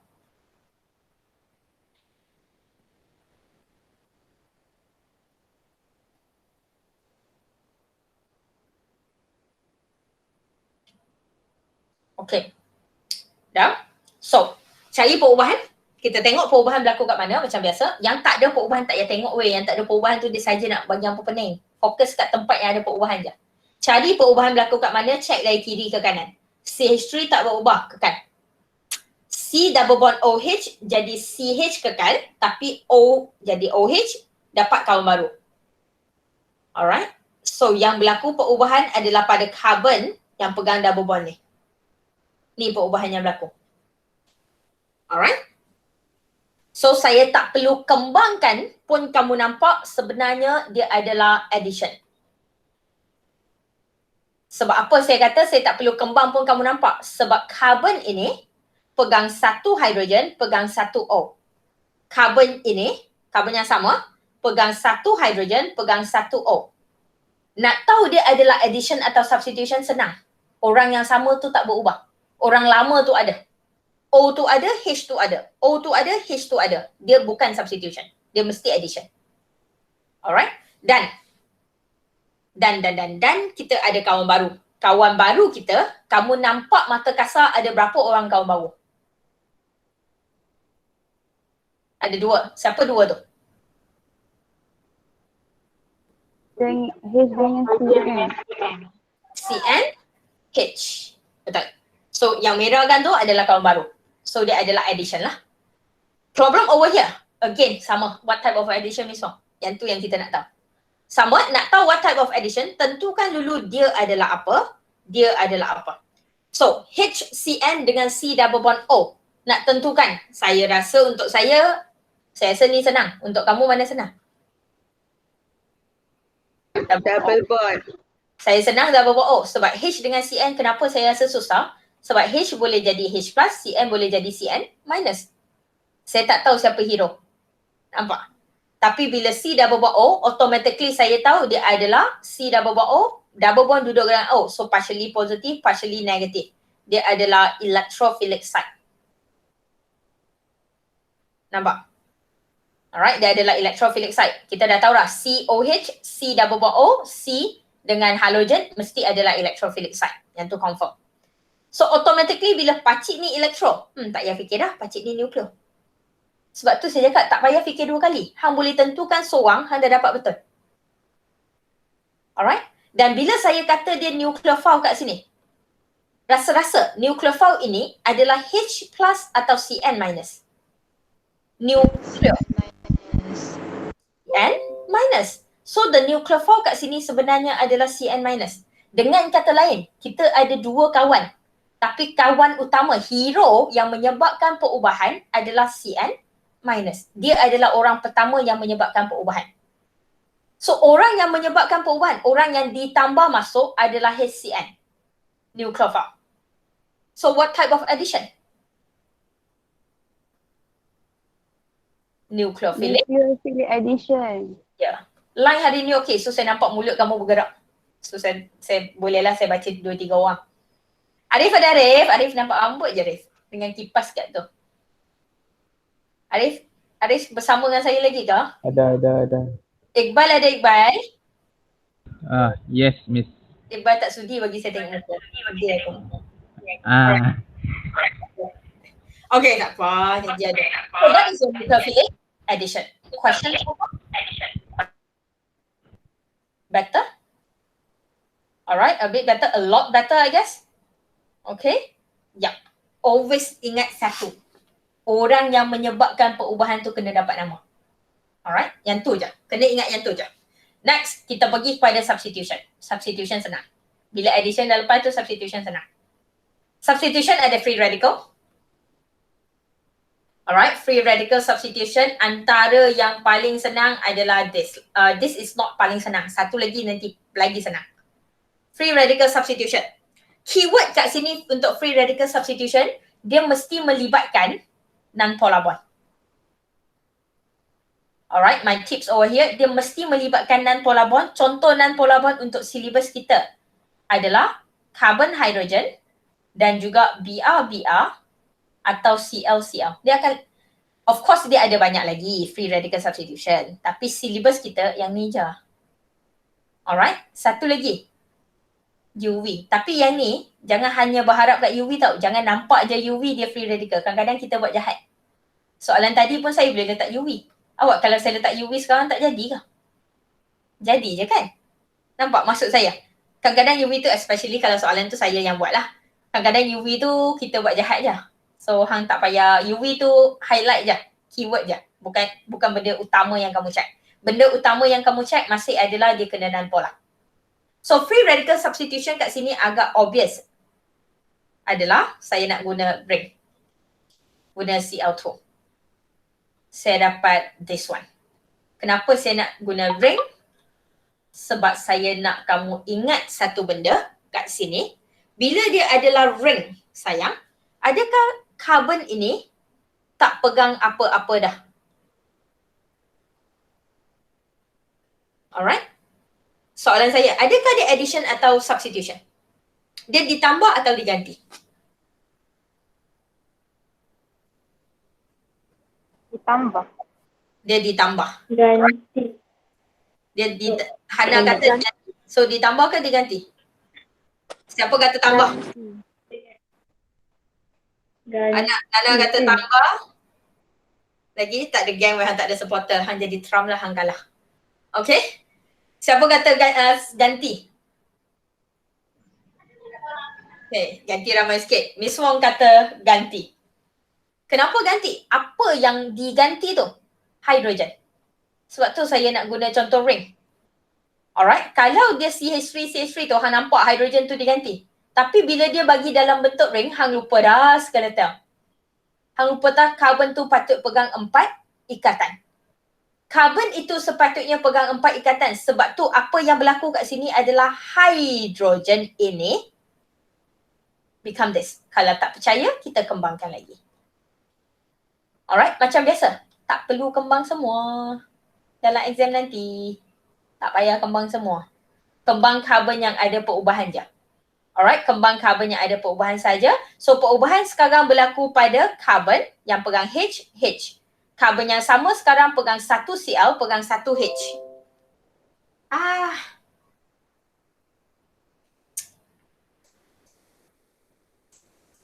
My PowerPoint suka hang. You know what? My PowerPoint suka hang. So, give me a minute. Let me cari balik slide tu. Dan slide tu dah hilang. Saya lukis balik . Sorry, 1 second. Cl2 kan?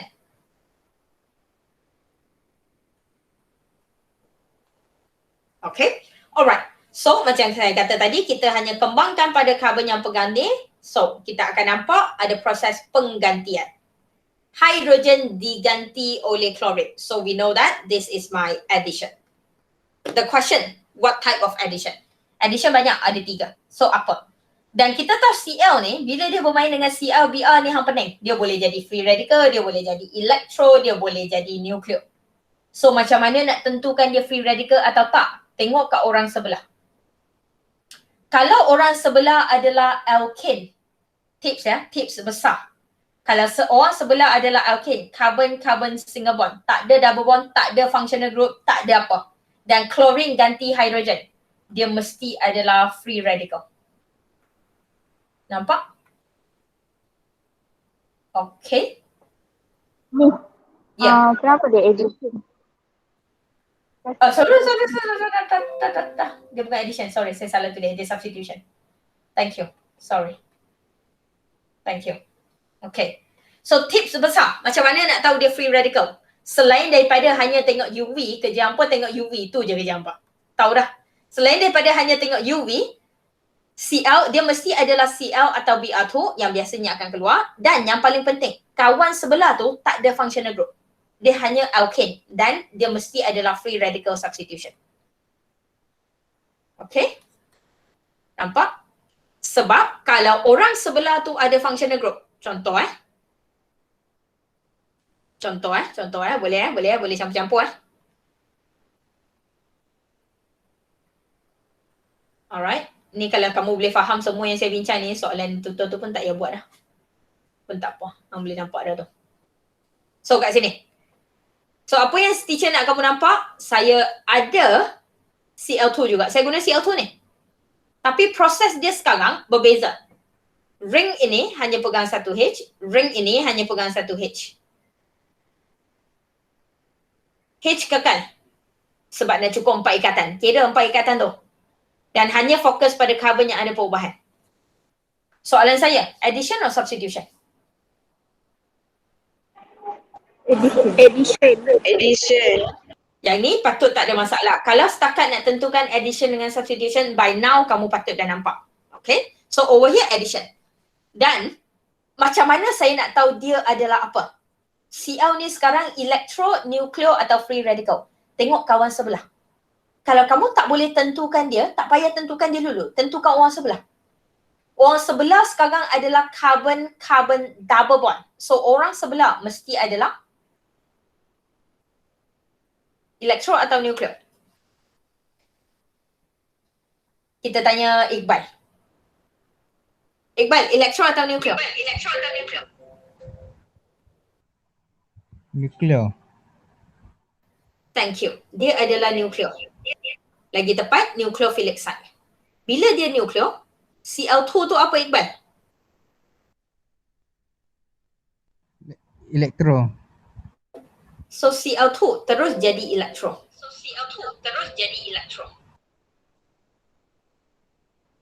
Nampak? Boleh better this way? Bila saya bagi comparison ataupun hang lagi pening? Alright, okay So kamu nampak sekarang bila tepi dia bukan alkane. Bila tepi dia bukan alkane, tepi dia adalah alkene. Dia pegang double bond, dia pegang functional group. So kamu kena tentukan. So pakcik ni sekarang electrophile dan dia menyebabkan perubahan berlaku. Dia ditambah masuk. So dia jadi electrophilic addition. Nampak beza? So keywords lah. Keywords paling senang untuk nak tahu dia adalah free radical substitution. Cl2 atau Br2 tu partner dia adalah alkane. Habis. Tu cara paling senang. Selain daripada tengok UV je, duk gantung pada UV je bila nak pandai. Ni cara betul. Alright? Bergantung pada dia partner dengan alkane.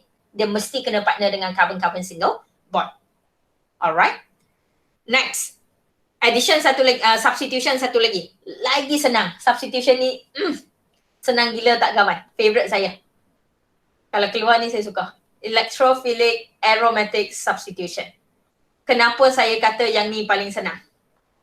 Dia paling senang tapi dia senang confuse juga. Bila dia senang kamu pening juga. Alright? Electrophilic aromatic substitution paling senang sebab dia mesti adalah perubahan yang berlaku pada benzene ring. Dan tadi saya guna ring adalah saya nak warm up untuk benda ni. Benzene ring sekarang adalah C6. H6. So H6 tu duduk kat mana sayang? Setiap karbon pegang berapa hidrogen? 1. Kalau kamu ingat, karbon ni pegang 3 ikatan, dia pegang 1 hidrogen. Dia pegang 3 ikatan, dia pegang 1 hidrogen. Alright? So saya tunjuk kat sini, saya nak kamu ingat satu benda. Setiap karbon dalam benzene ring tu sebenarnya pegang 1 hidrogen. Dan electrophilic aromatic substitution adalah apabila perubahan itu berlaku pada mana-mana hidrogen directly atas ni. Dia berlaku directly atas dia. Alright, dia berlaku pada hidrogen tu. Terus electrophilic aromatic substitution. Okay, masih nak guna Cl2. Alright. Kita tengok produk kamu dapat apa. Masih benzene ring tak berubah. Saya ada Cl. So soalan teacher sekarang. Addition, substitution. Substitution. Obviously substitution lah. Next question. what is being substituted by what? Apa yang diganti dan apa yang masuk?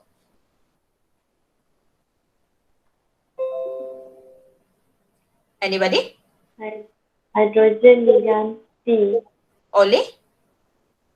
Cl. Hydrogen diganti oleh Cl. Setuju? So dia substitution. Okay. Sekarang kenapa electrophilic aromatic substitution? Macam biasa, dia problem besar bila dia adalah halogen. Dia bila Cl2, Br2 tu dia problem. Sebab dia boleh jadi free radical, dia boleh jadi electrophile, dia boleh jadi nucleophile. So saya tak tahu dia apa misal. Tak payah tahu dia apa. Tahu dia dah. Benzene ring adalah nucleophilic site antara yang paling kuat. Dia adalah antara nucleophilic site yang paling kaya dengan elektron. Sangat kaya. So bila dia kaya dengan elektron, automatically pacik ni electrophile. Nampak? Dari awal tadi kita duk guna Cl tak berhenti. Tapi Cl tu dia kena depends pada pasangan dia siapa. Okay? Dan macam biasa, orang yang membuat perubahan dapat nama. Orang yang mengganti hidrogen adalah Cl. Cl mengganti hidrogen. Sebab tu dia jadi electrophilic aromatic substitution. A bit of tips untuk electrophilic aromatic substitution. Sebenarnya tak payah tengok pun orang tepi ni apa weh. Kalau perubahan tu berlaku directly pada benzene ring, berlaku pada 6 hidrogen yang saya highlight kuning ni, terus jawapan dia electrophilic aromatic substitution. Terus. Oh, okay. Alright, makes sense. Boleh saya bagi comparison lagi? Okay. Apa jadi kalau, oh my god, dia hang lagi kau. Malas nak lukis balik ni. Oh, tak. Alright. Kalau this one, masih benzene ring, tapi ada CH3. Masih Cl2, saya bukan nak buat kamu pening. Saya nak kamu nampak. Saya harap apa yang saya buat ni tak buat kamu pening lah. Saya harap saya membantu untuk kamu nampak lagi jelas. Okay. Kalau rasa pening, kalau rasa macam apa ni, tanyalah. Ni saya tunjuk siap-siap, saya expand siap-siap. Okay. Soalan saya. Adakah yang bawah ni, alright, equation bawah yang saya bagi ni, adakah dia electrophilic aromatic substitution? Tengok betul-betul. Ikin kata no. Semua orang kena jawab. Yes or no? Yes? No?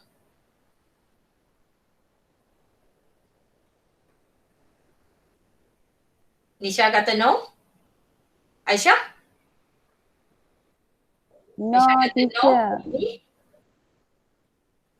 Mimi kata no. Alright, so semua orang kata no. So soalan saya pula. Kalau dia bukan electrophilic aromatic substitution, kenapa? Kenapa dengan cepat kamu kata no? Sebab CH3 jadi CH2. Sebab yang berlaku perubahan adalah pada dia. So dia bukan berlaku pada hidrogen yang duduk pada benzene ring. Bila saya kata dia mesti electrophilic aromatic substitution adalah dengan syarat dia menggantikan hidrogen yang duduk directly pada benzene ring. So sekarang dia ganti hidrogen yang bukan duduk pada benzene ring. Dia ganti hidrogen yang duduk pada carbon. Nampak? Alright, nampak beza? So bukan nampak je benzene ring terus electrophilic aromatic substitution. Tak. Kadang-kadang benzene ring tu pasal bunga je. Dia letak benzene ring sebab nak ampau pening. Tahu? Alright? Lagi saya boleh bagi soalan semua ada benzene ring. Tapi semua jawapan lain-lain. Faham maksud saya? Benzene ring tu tak ada kerja weh. Kat sini benzene ring tak ada perubahan. Yang paling penting benzene ring tak ada perubahan. Perubahan bukan berlaku pada dia. Highlight saya tak duduk kat benzene ring. Tak payah tengok dia. Tengok balik macam biasa. So perubahan berlaku pada CH ni. So semua macam dah pandai sikit. Ni jawapan dia apa?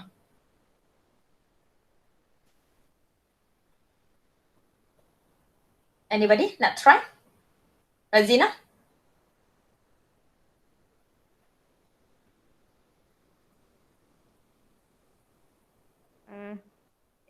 Free radical substitution. Muslihin kata free radical substitution, Razina.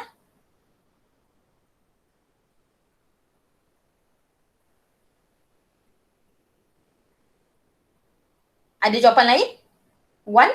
Electrophilic addition. Wan ni kata electrophilic addition. Wan, ada addition, ada substitution lah. Arif?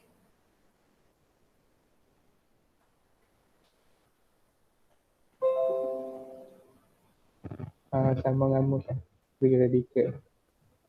Okay, Arif kata sama dengan Muslihin. Okay, so Arif, kenapa free radical substitution? First thing, kenapa substitution?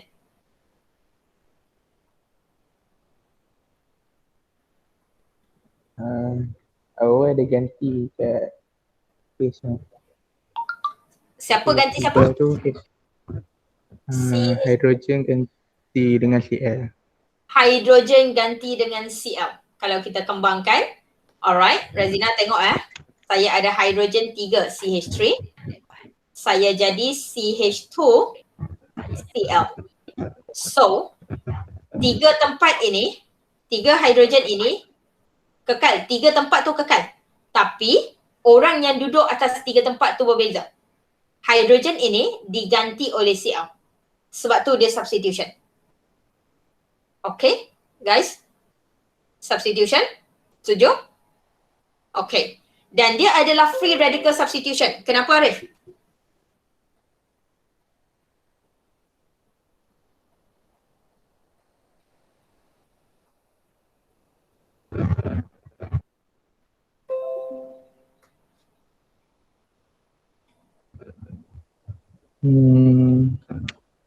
Sebab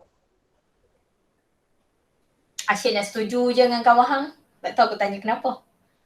Ni Arif kalau aku tanya apa pun dia akan cakap sama dengan kawan tu. Betul, free radical substitution betul. Saya nak tahu kenapa.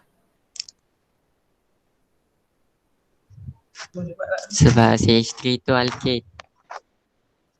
Combine lah Hamus. Arif, saya hang belanja dia makan. Alright. Ya, sebab CH3 tu carbon single bond alkane. Senang. Dia substitution. Saya harap semua nampak dia substitution. Alright, kenapa dia adalah free radical substitution? Reason senang. Sebab dia adalah CH3 alkane. Alright. For God's sake. That's wrong.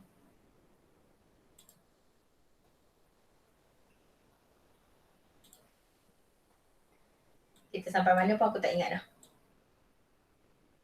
Okay. Okay, yang tu free radical memang dah tak ada. So, saya minta maaf lah. Okay, faham ke setakat ni? Are we still together? Makin pening? Faham ya, still together. Makin faham ke makin pening? Okay. Kalau buat sama-sama, kamu mungkin akan faham lah. Okay, kalau buat sama-sama, hopefully kamu akan okay lah.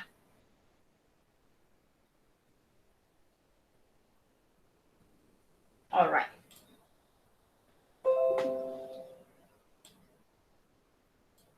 Sebab dia memang dah hilang habis dah.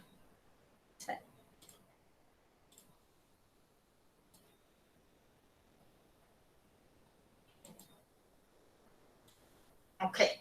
So, ada substitution, ada satu lagi, last, nucleophilic substitution. Yang ni senang je, yang ni biasanya memang kamu akan nampak. Yang penting sekarang kamu kena make sure kamu nampak dulu dia ganti atau tambah. Yang tu saya kalau boleh saya tak nak siapa salah. Alright, ganti dengan tambah tu mata kasar boleh nampak weh. Sepatutnya you should be very good lah. Okay, no one should wrong at ganti atau tambah. Nucleophilic substitution over here senang. Contoh yang biasa akan berlaku, saya bagi contoh yang sangat senang. OH. Saya react dengan HCl. Okay. Saya dapat CH3Cl tambah H2O. Alright. So, kita tahulah kita tengah belajar untuk substitution. So, soalan saya, siapa ganti siapa?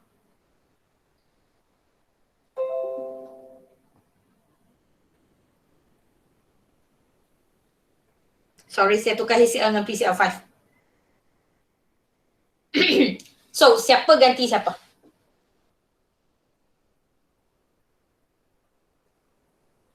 Cl ganti OH. Cl ganti OH. So teacher kembangkan. Alkohol saya adalah like this. CH3Cl saya like this. So kamu nampak dia adalah proses ganti. Sebab 4 tempat ni kekal. Alright, tempat ni ada tau dari tadi. OH ni ada tempat. Tapi OH dah hilang. Tempat OH Cl ambil. So dia adalah substitution. Make sure kamu nampak dia substitution dulu. So what type of substitution? Kenapa nucleophilic? Saya tak tahu PCl5 ni apa. Tapi saya tahu CH3OH adalah elektron. Kenapa elektron? Sebab partially positive carbon. Ingat tak tadi kenapa partially positive carbon adalah orang yang kita tengok? Macam saya cakap, OH tu akan belau OH tu tak duduk kekal dengan kita. Yang duduk kekal adalah C. So C adalah your electrophilic site. Dan bila dia adalah electrophilic site, PCl5 terus nuklear. Alright? PCl5 kamu terus nuklear. Dan orang yang menyebabkan perubahan adalah Cl. Cl menggantikan OH. Cl tu obviously kat sini adalah Cl minus. So nucleophile Cl minus dapat nama. Sebab tu dia jadi nucleophilic substitution. Cl menggantikan OH. Alright, Cl menggantikan OH. Make sense? Alright. Setakat ni problem. Sebab yang ni elimination tak ya. Elimination kita buat soalan terus kamu akan nampak. Boleh beza? Senang Alright. Okay, kita pergi kepada soalan tutorial kamu. Let's see. Soalan pertama, soalan 10. Okay. Ada benzene ring.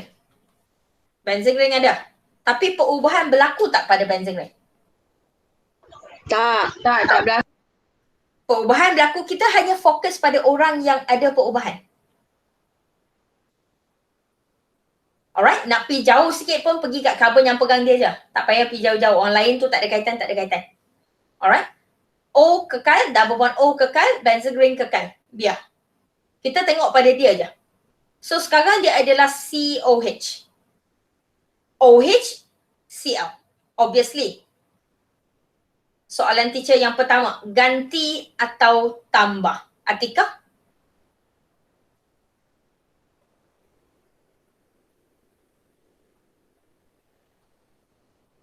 Atika? Ganti. Thank you. Dia adalah ganti. Han jangan tulis ganti, Han tulis substitution lah. Malu aku. Alright. Saya lagi cakap, ni semua tak pandai BI. Ni semua pandai BI weh. Tapi kalau saya cakap BI semua, saya lagi hang yang tak pandai. Tak ya. Cewa. Tak adalah. Saya tak pandai lah. Saya biasa-biasa je. So substitution over here. Jangan tulis ganti weh. Ganti tu bahasa kita je lah. So kamu nampak Cl ganti OH. So it's a substitution lah. Sebab proses penggantian berlaku. What type of substitution? Okay, first and foremost, mesti bukan free radical lah. Nak tahu dia what type of substitution, kena tahu SOCl2 ataupun kena tahu COH. Antara ni, COH dengan SOCl2, mana senang? Mana yang kamu tahu? Mana yang kamu boleh COH. COH tu adalah elektro atau nuklear? Elektro. Alright, sebab yang kita fokus adalah C dengan OH. Dan kita tahu bila carbon pegang OH, carbon tu akan jadi elektro. Bila carbon pegang jadi elektro, automatically SOCl2 yang hang tak tahu tu, dalam nota Miss Wong tak ajar tu, dia terus jadi nuklear. Nampak? Sebab tu cakap saya tak boleh bagi semua benda dalam nota kamu. Nota kamu saya lagi tebal. So apa yang saya bagi kat dalam tu dah cukup untuk kamu tahu semua benda. Like I said, forever positif dengan negatif. Kamu dah tahu seorang tu positif, orang lain tu mesti negatif. Kamu dah tahu seorang tu elektro, seorang lagi mesti nuklear. Dan orang yang menyebabkan perubahan adalah Cl. So my question, what type of substitution? Lydia? Nucleophilic. Lydia, nucleophilic substitution. Jangan salah. Nama proses mesti adalah philic. Okay? Senang. Next. Jawapan? Siapa-siapa? Razina?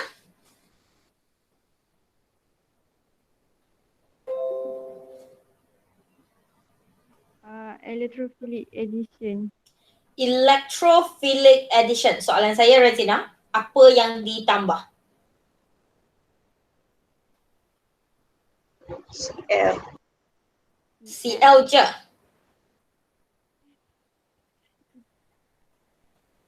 Cl dengan hydrogen H. Cl dengan H. Kalau kamu kembangkan macam saya cakap kembangkan dalam exam, kembangkan apa yang kamu tak nampak. Tak payah imagine. Dan satu, kita tahu otak hang macam mana nak imagine tu. Alright?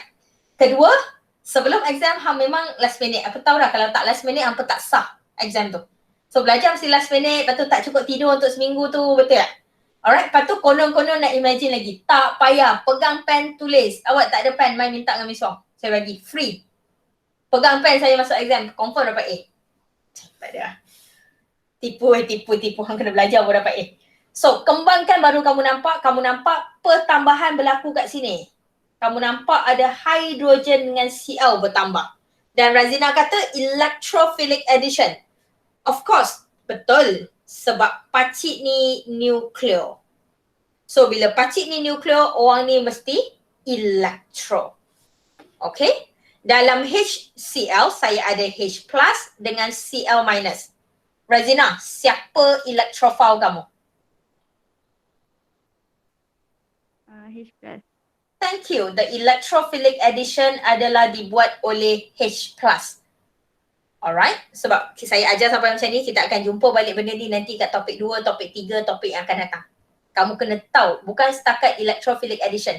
Kamu kena tahu siapa electrophile tu. Okay? So, make sure lah along the way kita akan belajar.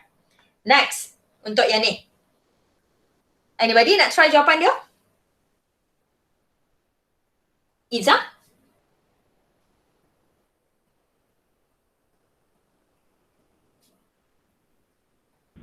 Electrophilic addition. Iza kata electrophilic addition. Dia bila tanya soalan tu semua dapat jawapan. Kalau soalan extra yang saya bagi, dan tak boleh jawab. Semua salin je ni. Alright. Electrophilic addition. Iza, kenapa? Apa yang ditambah? Ataupun soalan teacher, apa yang ditambah?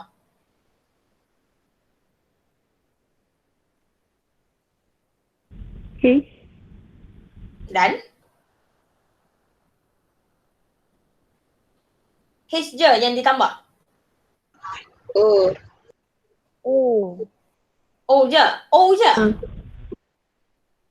O dan H. Weh, benda ni bukan O weh. Hampir sekolah tak? OH. OH dan H yang ditambah. Okay. Alright, OH dan H yang ditambah. Dua-dua tu ditambah. Weh, hang kena check weh. Tolonglah jangan malas nak tulis. Dalam exam, percayalah saya, kalau setakat nak tengok apa condense yang dia bagi tu memang hang 99.999% salah. Lukislah. Alright, awak lah malas tagap. Lukis salin balik pun susah. Malas tu. Electrophilic addition over here. Yes. Alright, sebab pacik ni adalah nuclear. Bila ada je carbon double bond, terus nuclear. So pacik ni terus elektron. Nampak cara dia sekarang? So kamu tak perlu tentukan dua. Tentukan satu je. Dan orang yang buat perubahan dapat nama.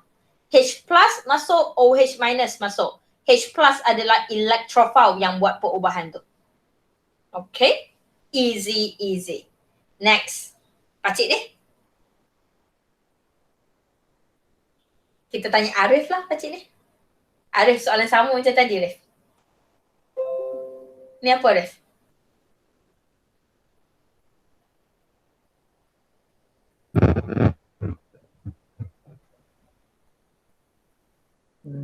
Free radical.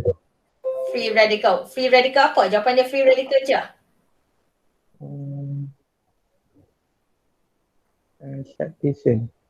Substitution. Apa yang menggantikan apa? Hidrogen ganti dengan Br. Hidrogen diganti dengan Br. Kenapa dia adalah free radical? Kenapa dia bukan nucleophilic substitution ke? UV. Sebab ada UV. Aku tahu dah jawapan tu. Aku tak nak jawapan tu.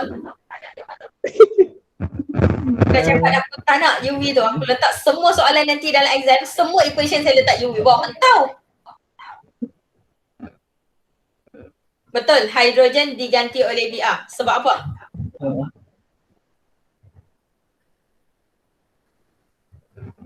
Mus nak tolong dia tu. Alkane. Sebab Alkane. alkane. Thank you. Mus duk tahan je tangan kat mic tu. Duk tahan bila aku nak tekan mic tu. Betul Mus? Alright. Alkane. Reason dia sebab alkane. Saya tak nak UV. Hang tengok saya soalan topik test ke apa saya letak. Semua UV pun hang tahu. Apa ni duk tak habis-habis duk UV tu. Alright. UV is one of the reason but not the main reason. I think the main reason is still on sebab dia adalah alkane. Alright. Proses yang kamu berlaku tu berlaku hanya pada carbon-carbon single bond dan hydrogen. Okay. Next. Over here. Soalan saya. Ataupun saya tanya jawapan dulu Iqbal.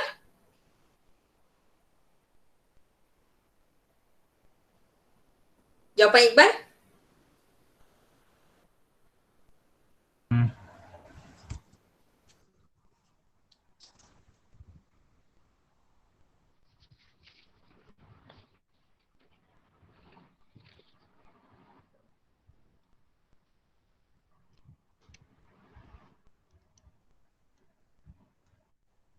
Cepat weh Iqbal. Okay nak pergi beli ayam lah. Hang cepat sikit jawab. Tak payah ayam habis.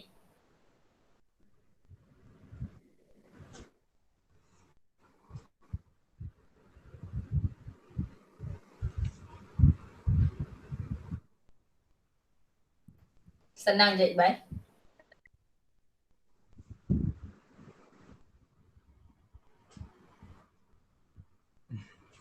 Electrophilic aromatic substitution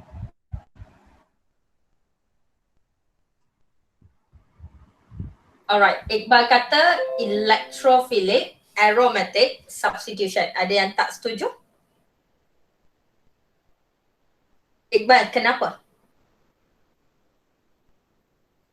First thing, apa yang menggantikan apa? Substitution, betul? Apa yang menggantikan apa? Ha Iqbal?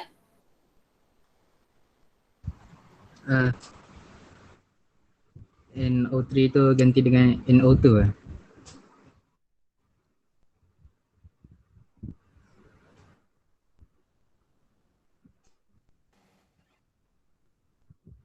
No. Sekejap. NO ganti dengan H. NO2 ganti dengan H. Hang duk mesej siapa? Siapa duk bagi jawapan kat hang tu weh? Punya dah tak percaya kat Iqbal. Iqbal saya percaya je. Betul tu Iqbal. NO2 dan H kat sini. Yang di mana kalau keluar benzene ring, sayang, kalau keluar benzene ring semua orang pun kena alert. Kalau dia keluar soalan benzene ring ataupun kalau dia keluar soalan ring, cyclo apa pun tak kisah. Percayalah saya, dia takkan tunjuk hydrogen tu.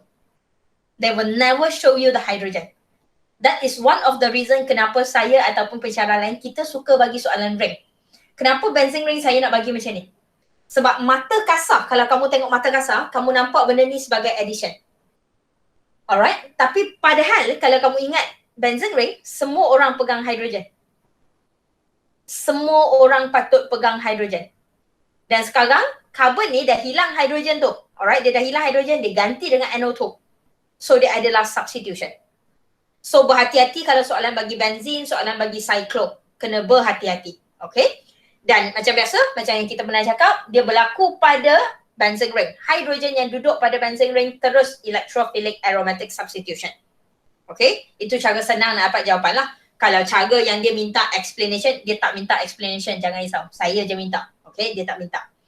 Kenapa dia jadi macam tu? Sebab benzene ring kaya dengan elektron. Dia very electron rich. So dia mesti adalah nucleo. So bila dia mesti adalah nucleophilic site, NO3, HNO3 ini akan hasilkan electrophile kita. Alright? Sebab nucleo dengan elektron. Dan electrophile yang dihasilkan ini adalah NO2 positive. This is the electrophile yang menggantikan hydrogen tersebut. Okay? Simple. Easy.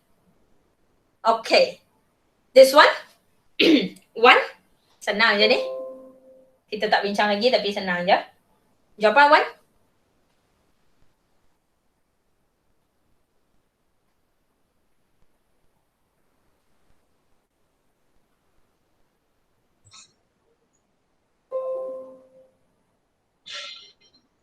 Elimination. Elimination. Apa yang dibuang, Wan?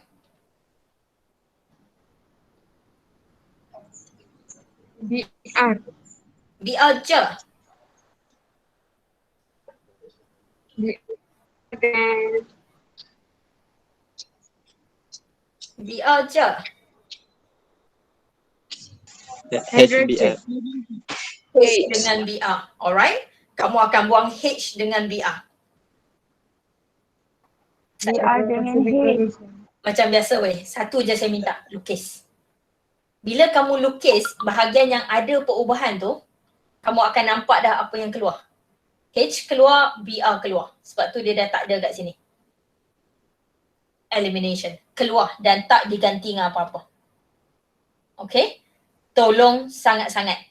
Hang fikir logik weh. Hang rasa nak tengok macam ni senang? Ke hang nak tengok macam ni senang? Hang tanyalah kamu. Dan daripada sini nak lukis, tak payah 5 saat. Kenapa nak fikir susah-susah? Kenapa nak tengok benda yang susah kalau kamu boleh tengok benda yang senang? Kan? Kadang-kadang kadang-kadang Wiswan tak faham kenapa student malas sangat nak tulis. Padahal lepas tulis tu hidup hang 10 kali ganda lagi senang. Alright? Tapi punyalah malas nak tulis. Yang ni pun sama, kita akan buang. Dia adalah elimination. Yang ni quite obvious sebab dia dah memang tunjuk terpampang BR tu. Alright, BR tu ada, lepas tu BR tu hilang. So dia jadi double one. So dia adalah elimination di mana kita akan buang BR2. Kita akan buang BR kat sini. Okay? Yang ni senang lah, elimination juga. Ada masalah ke dengan type of fraction sekarang? Better? A lot better? A bit better? Okay, ada soalan lagi nak tanya? Ada yang bahagian tak faham lagi? Okay, just conclusion a bit. Make sure kamu boleh nampak. Ya, Wani? Wani? A lot better.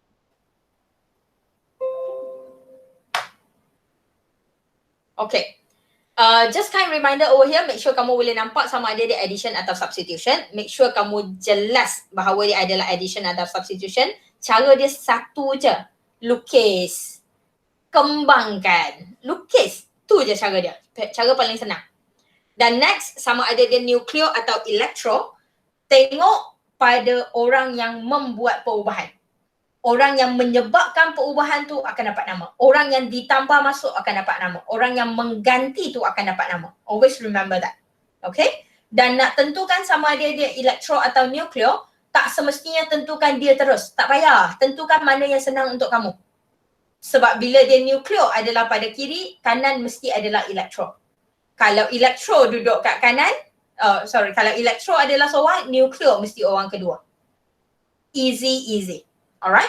So tak perlu tentukan terus orang yang membuat perubahan. Tentukan mana yang kamu mampu tentukan. Dan kamu tengok orang sebelah tu mesti yang bertentangan lah.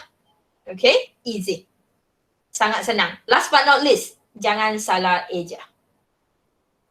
Make sure kamu boleh bezakan bila masa dia adalah file, bila masa dia adalah fillet. Make sure boleh bezakan yang ni. File adalah bila dia kata nama, fillet adalah nama proses. Alright, dia kata kerja. Make sure boleh bezakan. Kalau belakang tu ada substitution, addition, ada side, dia mesti fillet lah. Alright, ingat yang tu. Okay, jangan salah. Bila saya tekankan macam ni, bermakna bila hang salah tulis, kita tak bagi markah lah. Alright, dia ada beza. So, make sure yang tu lah. Alright, last. Kat sini senang. Just very quickly nak bagi jawapan. Now, obviously, OH menggantikan CL. So, OH adalah minus. Dia dah bagi dah. Ni soalan senang ni. Soalan exam kalau keluar. Hang tak boleh jawab ni. Soalan senang macam ni tak keluar dalam exam saya. Alright, yang ni obviously nucleophile lah. Okay. So, yang ni akan jadi nucleophilic substitution. Sebab OH minus yang menyebabkan perubahan tu berlaku. Okay. That is your nucleophile. Okay. Automatically pakcik ni electrophile lah. Okay. Easy. Question? Alright. Senang. Tak ada apalah. Okay. Saya ada sebab cuti panjang. Alright. Esok pun kita tak ada kelas. Tak jumpa dah. Kita akan jumpa minggu depan dengan topik 2. Alright. Video topik 2 akan adalah petang ni atau esok. Dan disebabkan esok kita dah tak jumpa dan hang tak ada kerja duduk kat college, saya kesian saya yang boring.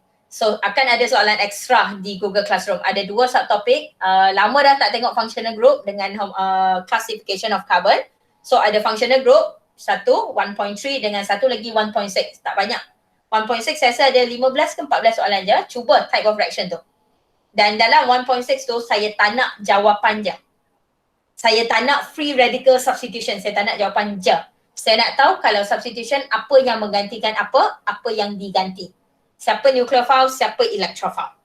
Okay? Kenapa kamu kata dia substitution, kenapa kamu kata dia addition. Faham? Alright, saya tak nak jawapan akhir je. Saya nak explanation pendek-pendek dah. Explanation simple-simple je. Boleh? Saya dah letak kat Google Classroom, saya akan buka lah Saidi. Boleh? Madam. Ya. Cl minus yang dekat produk tu nak letak nucleophile juga ke? Boleh? Alright, tapi boleh letak, tapi biasanya bila dia minta identify nucleophile dengan electrophile, dia minta yang depan je. Alright? Biasanya dia minta yang depan je. Dia minta siapa yang react tu je. Boleh letak, tak salah. Alright, boleh letak. Ini soalan tak jelas sangat ni. Okay, boleh letak, tak salah. Biasanya kita akan highlight sepanjang yang kita buat. Kalau kamu perasan, saya tak tengok pun orang belakang. Saya guna orang belakang untuk compare perubahan dia. Kita tengok orang belakang untuk compare perubahan. Tapi elektro dengan nukleo, kita fokus kat orang depan je. Okay? Alright, biasanya macam tu je lah. Lagi soalan? Alright. Kalau tak ada apa, kena bagi lepas lah sebab saya dia ramai ikan nak pergi beli ayam. Take care. Alright. Okay, kalau tak ada apa, I think that's it for today. I'll see you next week with topic 2. Alright, we'll come back next week with topic 2. Have a good day and have a long weekend. Enjoy your weekend. Thank you. Thank you, Miss. Thank you, Happy Chinese New Year. Thank you, Miss. Thank you, Miss. Thank you. Dan Thank you, teacher. Thank you, Miss.